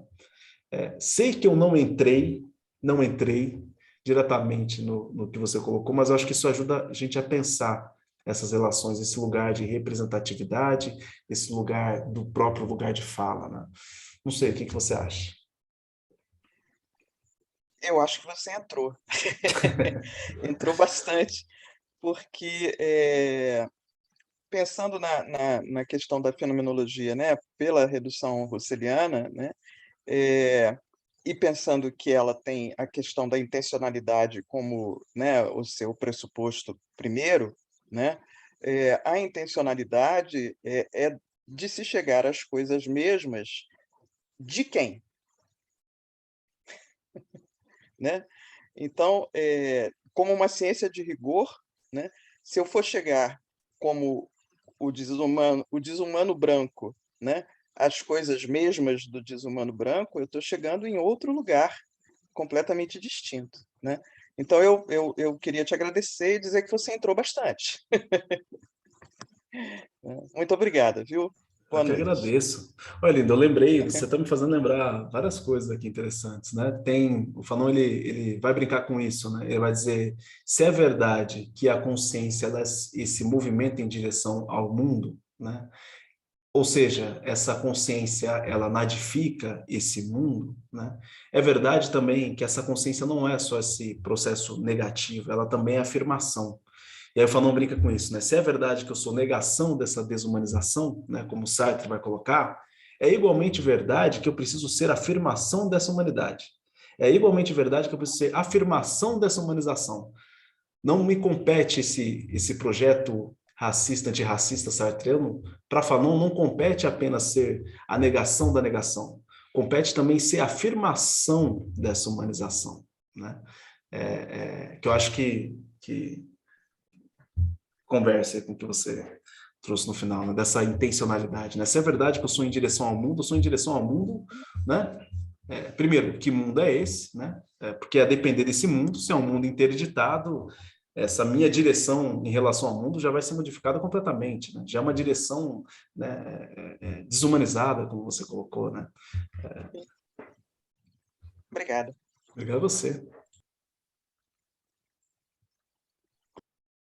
Arlinda, eu aproveitando aqui a sua contribuição, né, seu comentário, me lembrei dessa publicação, essa recente publicação, organizada inclusive pelo professor Alexandre Zan, e a professora Cristine Matar, da UF, né, que se chama Psicologia, Fenomenologia e Questões Decoloniais. De Né? colonial.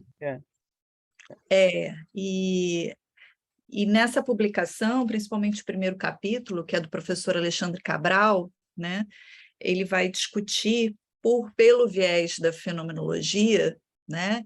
Então, a partir dos, vamos dizer assim, não sei se a gente poderia chamar dos fundamentos da fenomenologia ou das contribuições da fenomenologia, inclusive essas que você pontuou, né? O que a gente entende como redução fenomenológica, como esse movimento de ir às coisas mesmas, de suspensão, a partir dessa noção de intencionalidade, ou seja, quais as contribuições da fenomenologia, né, para pensar as questões decoloniais, incluindo aí a questão da representatividade, né, a questão do lugar de fala que você pontuou muito bem.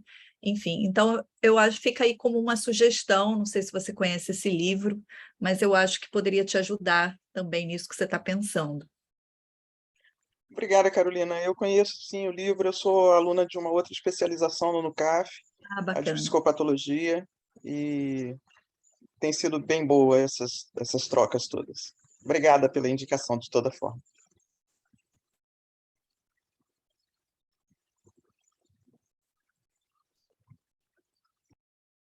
Sim, a Ludmila está lembrando aqui que tem o livro do Lucas também, claro, né? Que é Liberdade em Franz Fanon, Existência aos Olhos dos Condenados.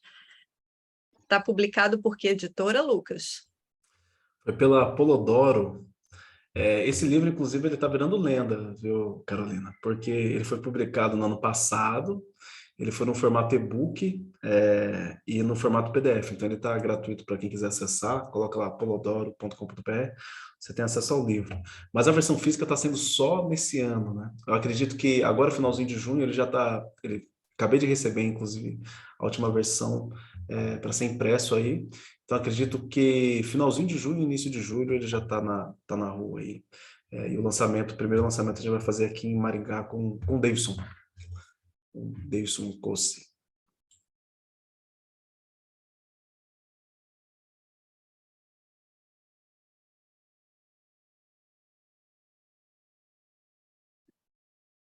Pessoal, alguém tem mais alguma contribuição?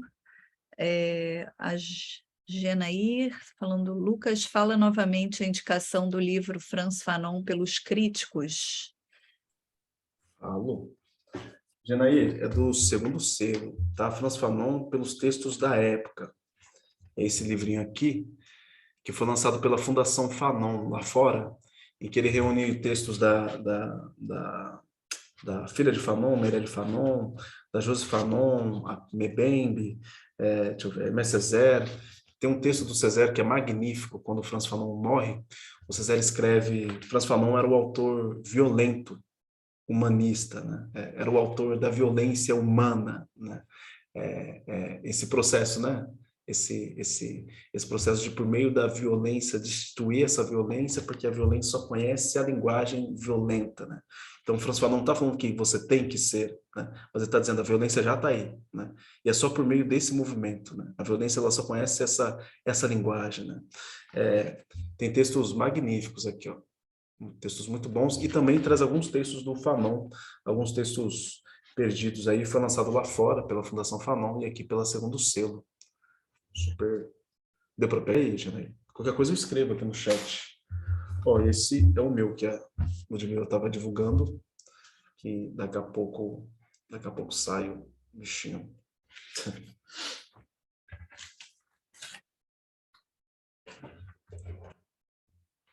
O seu eu tenho no Kindle.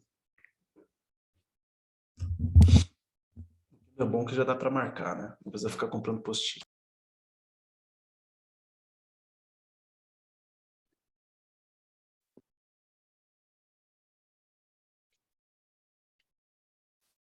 Mais alguém, pessoal, gostaria de fazer algum comentário, alguma pergunta a mais, alguma questão que ficou aí pelo caminho, de repente para o Lucas recuperar?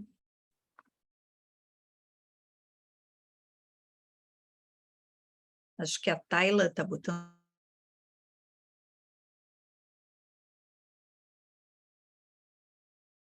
Carol, seu microfone desligou. Não sei o que foi. Desculpa, gente.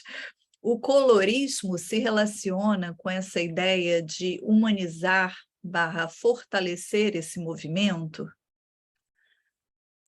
Queria entender só, Thalia, né? Thalia, né? Thalia, corrija a gente aí, por favor. Eu queria entender o que você está entendendo por colorismo nesse sentido e também ideia de humanizar e que movimento, né? Você está falando do movimento de negritude? Eu não entendi bem.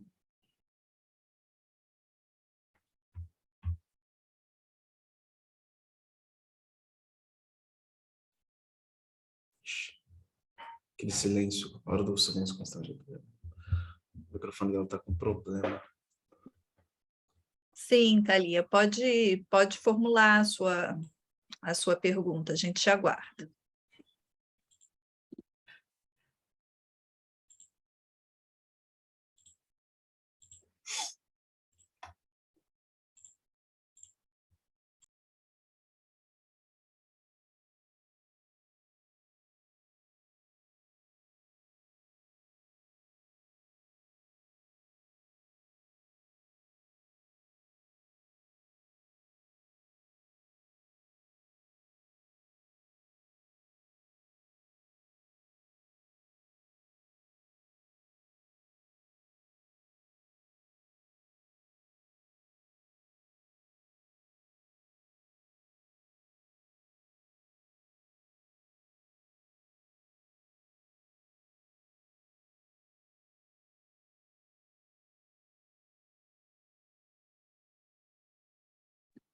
Lucas, você está conseguindo ler ou você prefere que eu leia? Tô lendo. O colorismo se orienta somente na cor da pele da pessoa, certo? Entendi. Então, entendi o que você está entendendo por colorismo. Agora, eu não sei se eu entendi a pergunta. Gente, se alguém entendeu aí, pode ficar à vontade aí para dialogar.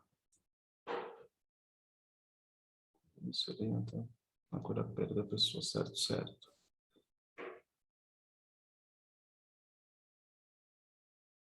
Apareceu a Érica aqui para mim. Quando você falou da negação, ela botou.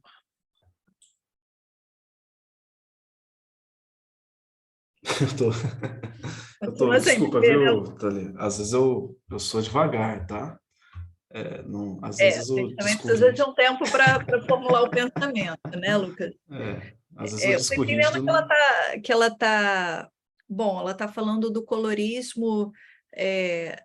Você conhece esse movimento? Eu não sei se trata de um movimento. Eu entendi enquanto ideologia, mas eu não entendi se relaciona com essa ideia de humanizar, fortalecer esse movimento. O colorismo enquanto fortalecimento. Porque daí eu precisaria entender o que está entendendo Eu por acho que eu colorismo. entendi que eu acho que eu entendi o que ela quis dizer, que é a negação da negação é esse processo do colorismo, né? Quanto mais a pele é clara, mais próximo ao embranquecimento. Eu entendi nesse lugar, assim. E aí se fortalece esse movimento da negação da negação. Eu entendi isso. Essa negação da negação, mas aí já é uma negação da própria negritude, nesse caso. Tá vendo? Exatamente. É isso que eu entendi. Isso. Entendi. Eu entendi isso. Tá vendo? É complicado, né? Porque a gente está utilizando termos como negação, né? E aí, se a gente não entende o sentido, a gente vai para um lado completamente contrário. É nesse imbróglio que eu estava aqui. Thalia, se a gente entendeu certo, tá? Agradeço a Érica, porque eu demorei. Nesse sentido, eu vou pensar aqui com o Fanon a questão da linguagem, né? Eu acho que a linguagem ela é importante para a gente pensar. O Franz Fanon vai corroborar ali com os psicólogos até da época, dessa linguagem ser essa abertura em direção ao outro, né? A linguagem é que nos coloca diante do outro, né? No entanto, essa linguagem, por meio dessa interdição, ela também tem essa condição de, na medida em que a linguagem esse movimento em direção ao outro, essa linguagem, nesse processo de desumanização, ela nos coloca diante de um outro que não nos reconhece como sujeito, né? E aí nós caímos nesse processo que o Sartre vai colocar, né? Que o Frantz Fanon vai colocar, né? Então, lá na Ilha da Martinica, o Frantz Fanon vai colocar como exemplo, né? Dos negros que saíam da Martinica, iam na França, casavam com mulheres brancas e voltavam se reconhecendo como pessoas francesas, né? Isso porque o filho já nascia mais clarinho, né? Então, lá vai ter essa discussão muito grande do mulato, né? O martinicano não se via como negro, mas por muitas vezes ou se via como francês, ou ora se via como mulato, né? Isso porque na Ilha da Martinica, a Ilha da Martinica é uma colônia francesa, mas que ela foi disputada pela Inglaterra e pela França, né? Inclusive tem um histórico de pessoas que saíram escravizadas daqui do Brasil, que foram levadas para lá, na Martinica, mas ela entra nessa disputa.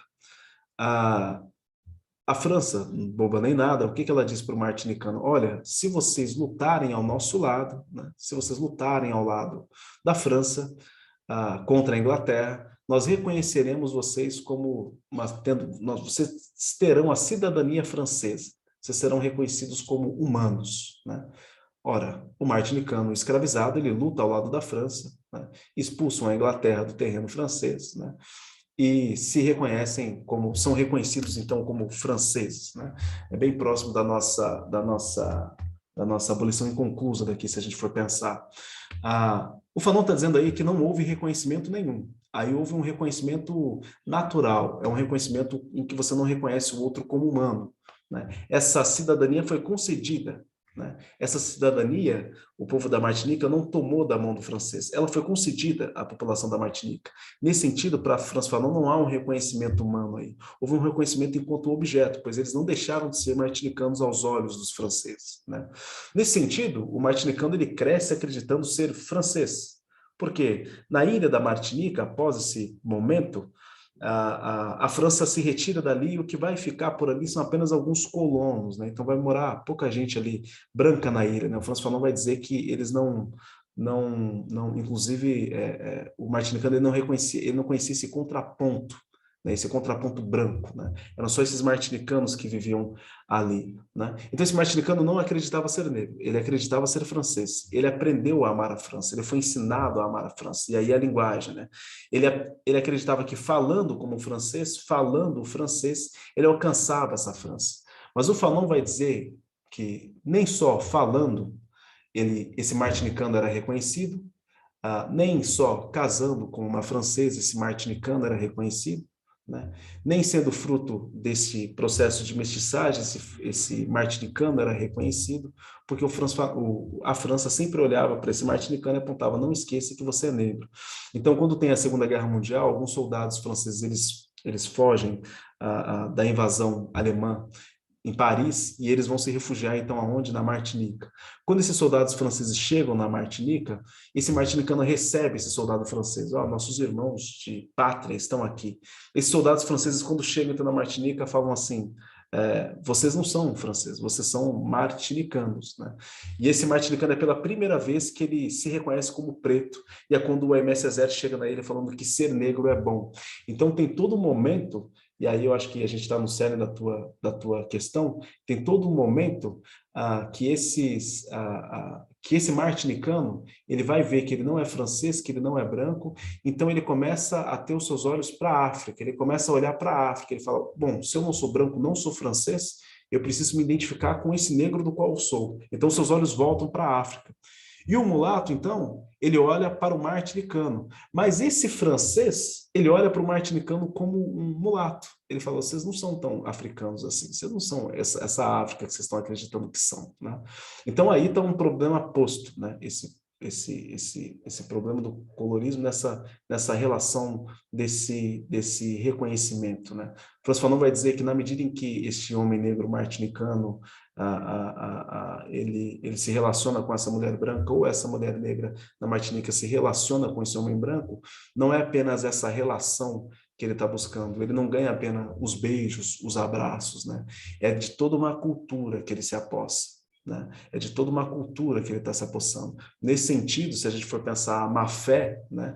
nesse relacionamento interracial que o Franz Fanon está colocando, a gente tem uma atitude de má fé na medida em que ele não tenta, não é apenas dessa relação, dessa troca que a gente está falando, mas é de todo uma reelaboração cultural, né? É essa pessoa que está buscando no outro não só um acesso ao amor, né? É um acesso a toda a cultura, todas as relações que aquele relacionamento pode possibilitar, né? Então, é uma questão bem densa. Eu tentei trazer o Fanon para a conversa, eu não sei se eu consegui, Thalia, mas espero. Se eu entendi a pergunta, que eu acho ainda que eu não entendi, então.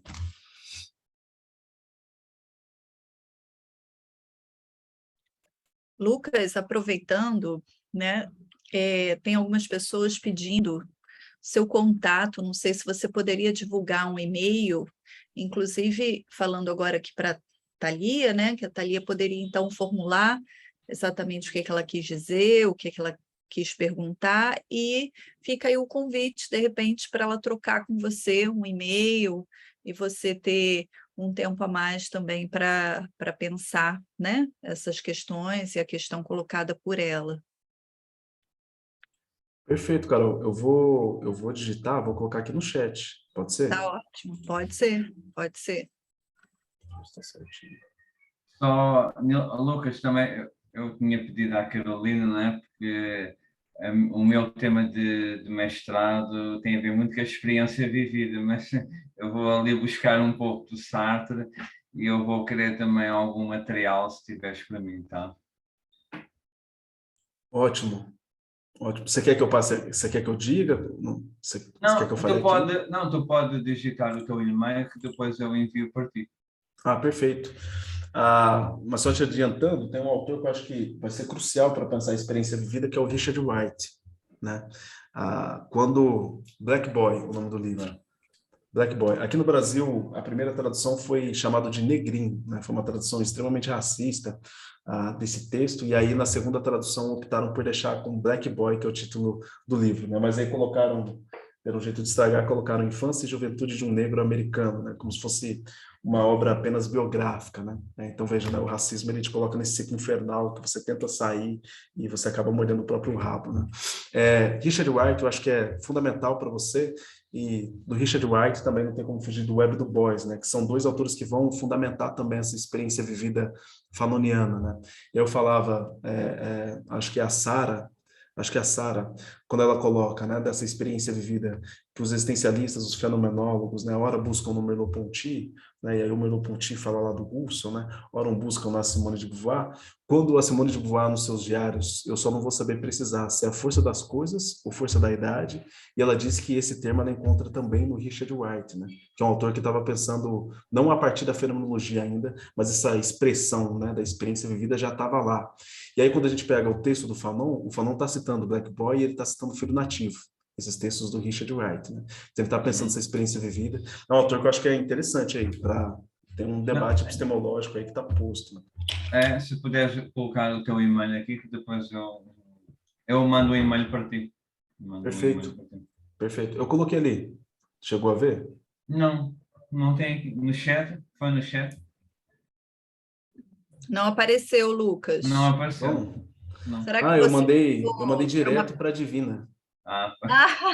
Eu nem sabia que isso existia. A Divina foi uma privilegiada. Meu Deus. Gente, eu nem sabia que isso existia. Estou passando vergonha aqui. Agora foi, eu coloquei everyone aqui. Agora sim, é para tudo. Vai estar no pós-geral, né? Eu fui cara de pau, ele nem chegou, eu já comecei falando com ele, Nilson, né? Eu falei, meu Deus. Eu nem sabia da existência disso. Tem mais uma pergunta aqui, vou ler essa pergunta, tá, Lucas? E aí depois a gente pode ir se caminhando para o encerramento.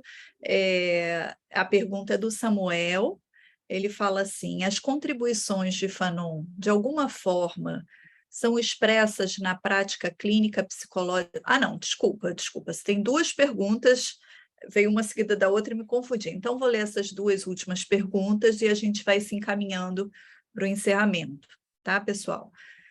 O Daniel, tá? Não é o Samuel vem em seguida. O Daniel pergunta assim, boa noite, Lucas. como Fanon entendia a visão e o posicionamento de Sartre sobre o comunismo e a revolução, ou se ele nem chegou a publicar sobre. Perdão se esse tópico já foi trabalhado durante a palestra, mas cheguei um pouco atrasado e posso ter perdido. Não, não foi, né? É um tópico inaugural aí, Lucas. Você pode comentar um pouquinho? Isso sim. Vou tentar, então, ser rápido, porque eu sei que a gente passou, né, cara? Daniel, essa interação, essa relação do Sartre com o Fanon é interessante, porque o que eu acho de mais barato dessa relação é que o Sartre, a gente está acostumado a ler a biografia do Sartre, o Sartre vai rompendo com um monte de gente, né? Ele vai rompendo intelectualmente, politicamente, ele vai rompendo com um monte de gente, né? E o Frantz Fanon também, ele tem esse movimento, né? Tem a Beauvoir, ela conta uma história, quando está ela, Sartre e Fanon num hotel, e o Fanon desce lá no saguão, e daqui a pouco ela escuta uns gritos, assim, né? O Fanon falando, o problema é que vocês são racistas, né? E o Fanon, ele também, desse movimento parecido com o Sartre, ele vai rompendo com várias figuras, né? Rompe com o Senghor, né? E quando o Beauvoir pergunta o que ele achava de Merleau-Ponty, ele fala que não ia muito com a cara do Ponty, não gostava das aulas, mas não ia muito com a cara do Merleau-Ponty, né? E a gente vai ver as posições políticas, a gente facilmente entende por quê. Mas o Sartre e o Fanon, eles se aproximam muito politicamente, né?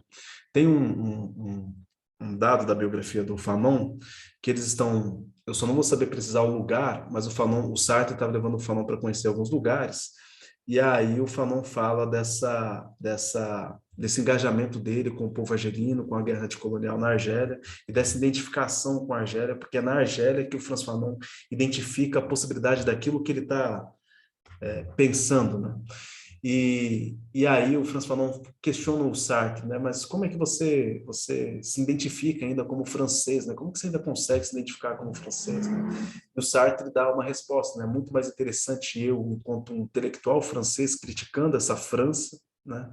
Do que eu simplesmente me identificar de outra forma, né? Então, o Sartre e o Fanon vai ter essa relação com o Sartre política, e essas relações políticas se aproximam muito, essas tomadas de posição política, né?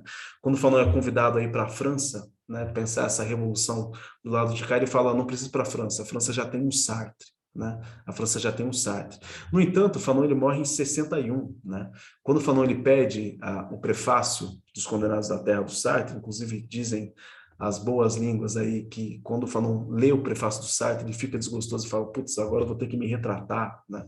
Porque o Sartre toma suas tomadas de decisão também ali, né? Intelectuais também, então o Fanon fala, putz, agora eu vou ter que me retratar, que o Sartre diz um negócio que não fui eu, e eu sei que as pessoas vão me ler também a partir do Sartre, né? E isso acontece, né?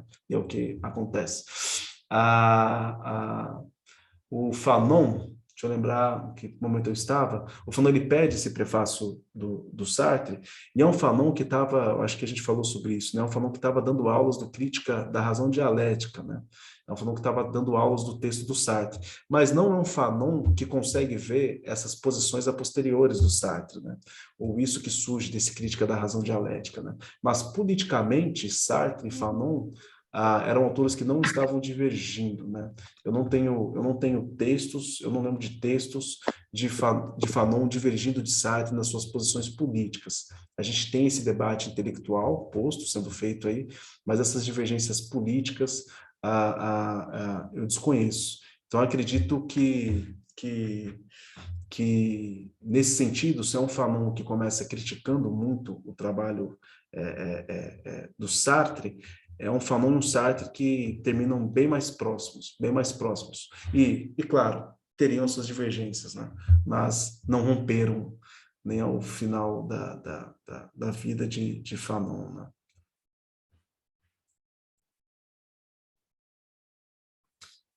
Posso falar sobre a do Samuel, então, Carol? Você não leu, não. Você está lendo, né? Você está lendo, então eu tá li bom. aqui, já aproveito, né? Ele perguntou das contribuições de Fanon, de alguma forma são Dá expressas uma na lida, prática. porque de repente tem alguém que não Eu estou aqui. Tem alguém que pode não estar conseguindo ler o chat e não sabe qual é a pergunta, né? Então, você pode ler e responder, fica à vontade. Tá. As contribuições de Frantz Fanon, de alguma forma, são expressas na prática clínica, psicológica e existencial? Samuel, eu diria que tem que ser. Se a nossa prática clínica ela é de inspiração sartriana, e o Sartre, e o Sartre também se apropria de concepções do Fanon, né? Se a gente pega o texto do Sartre, Reflexões sobre o Racismo, a gente pega o prefácio do Sartre ou alguns outros textos que estão no Neocolonialismo 4, no 2, que é um Sartre pós-Fanon, né? Um Sartre que leu Frantz Fanon, a gente percebe que as colocações do Sartre acerca da colonização são diferentes e muito próximas do Fanon. Então, um Sartre, depois do Condenados da Terra, é outra leitura que o Sartre faz da violência, né? Então, se a nossa prática clínica verdadeiramente é inspirada em Sartre, né, ela precisa necessariamente passar por essas contribuições do Frantz Fanon, né? Necessariamente, né? Ou a gente admite logo que a nossa prática não é antirracista, que ela é racista, né? Ou a gente passa por essas contribuições, né? Não sei, acredito que eu tenha respondido, mas aí você pode falar. Ou ela serve mais de aporte teórico para pesquisas nessa linha. Tá, então eu acredito que eu respondi, né? Serve de aporte teórico também, no entanto, há contribuições aí do Frantz Fanon, sim, para a nossa prática clínica existencial, né? Então a gente não fala disso só no debate epistemológico, isso porque, para Fanon, não é possível da gente pensar uma clínica que não seja necessariamente política, né? Frantz Fanon é um autor que, na medida em que ele pensa, né, na medida em que ele fala, essa fala ela precisa necessariamente alcançar a ação, né? Fanon fala muito disso. O teatro do Fanon, da sua frustração com o seu teatro, era essa tentativa de pensar as palavras já no campo da ação, né? Fanon vai fazer esse debate, né? Não à toa, Pele Negra, Máscaras Brancas não é um livro para te ler apenas em voz baixa, né? O Lewis Gordon vai falar sobre isso. A gente lendo Pele Negra, Máscaras Brancas em voz alta, a gente tem uma outra compreensão daquilo que é o Pele Negra, Máscaras Brancas, né? É um livro que incita a ação, né? É um livro que incita esse campo de agência, agir, né? Então, essa clínica fanoniana não é apenas uma clínica, ela é uma clínica também política, né? Nesse sentido, a gente não separa essas produções intelectuais dessa praxis revolucionária, né? Espero ter respondido aí. Muito bom, Lucas, perfeito. Muito boa seu esclarecimento, né? A Genair está falando, o final dos Condenados da Terra, em escritos psiquiátricos e outros textos, podem trazer pistas sobre uma prática clínica de inspiração. Sim, né? Perfeito. Bom, Genair, só mandar um abraço para a Genair, que eu conheço a Genair. Desculpa, Carol. Tudo bem, abraço, gente. Fica tranquilo. Bom, eu queria agradecer, né, em nome da NUCAF, do Alexandre, da Laura, a Janaína ali, ó. Eu queria agradecer a todos e todas, né, que estiveram com a gente. Foi muito bom, Lucas, te ouvir, foi muito rico, né? Eu acho que você traz com muita maestria também esse rico, polêmico, crítico diálogo do Sartre com Fanon, do Fanon com Sartre, né? Descentraliza um pouco, né? Um pouco não muito, bastante, esse posicionamento, né? Europeu, centralizado, né? E traz um Sartre, né? Já que a gente está, de certa forma, com esse ciclo, com esse novo ciclo, terceiro ciclo, abrindo, né? Inaugurando a segunda turma, né? De especialização em psicologia existencialista sartreana, você traz um Sartre deslocado daquela posição mais hegemônica, legitimada ali do ser e o nada, dos primeiros textos e ensaios filosóficos, né? O Sartre dessa compreensão, que no meu ponto de vista é uma compreensão errônea, né? De uma liberdade aí de sobrevoo, né? Uma liberdade que se confunde com autonomia. Então, as contribuições de Fanon para o Sartre, né, são justamente essas, né? Quando você fala ali, né, de pensar a existência, o existente humano em situação, e acho que essa remissão imediata, né, que o Sartre vai falar lá em uma ideia fundamental da fenomenologia de Russo, essa explosão, né? Essa explosão imediata para a situação. De que situação a gente está falando, né? Então, muito obrigada por você estar aqui hoje com a gente. No nosso próximo encontro, na próxima sexta-feira, a gente também vai ter uma presença muito importante, muito rica, do professor Andreas Beck, filósofo, professor aqui da UF, né? Vou ler o título, inclusive, aqui da palestra dele, para vocês não perderem. Sartre e a filosofia contemporânea, influências e legado filosófico. Então, ele vai estar fechando esse terceiro ciclo, né? Inaugurando também a segunda turma. Eu já me antecipo em pedir desculpas para vocês, porque eu não vou poder estar presente sexta-feira que vem. O meu pai vai estar fazendo uma cirurgia justo nessa sexta-feira, do dia 17. E eu estarei lá com ele, né, acompanhando no hospital. Enfim, se eu puder, se tudo correr bem, e eu espero que tudo corra bem, eu posso entrar rapidinho, dar um alô para vocês, dar um alô também para o André, recebê-lo, mas toda a equipe do NUCAF vai estar aqui, né? E, enfim, e quem estiver conosco também na próxima turma, a gente vai se ver aí muitas vezes. Lucas, mais uma vez, muito obrigada, tá? E boa noite para todos vocês, um bom final de semana, até a próxima sexta. Obrigada pelos votos, obrigada pela torcida, vai dar tudo certo. Obrigado. Beijo para todos. Saúde para o seu pai. Obrigada, Miguel, obrigada.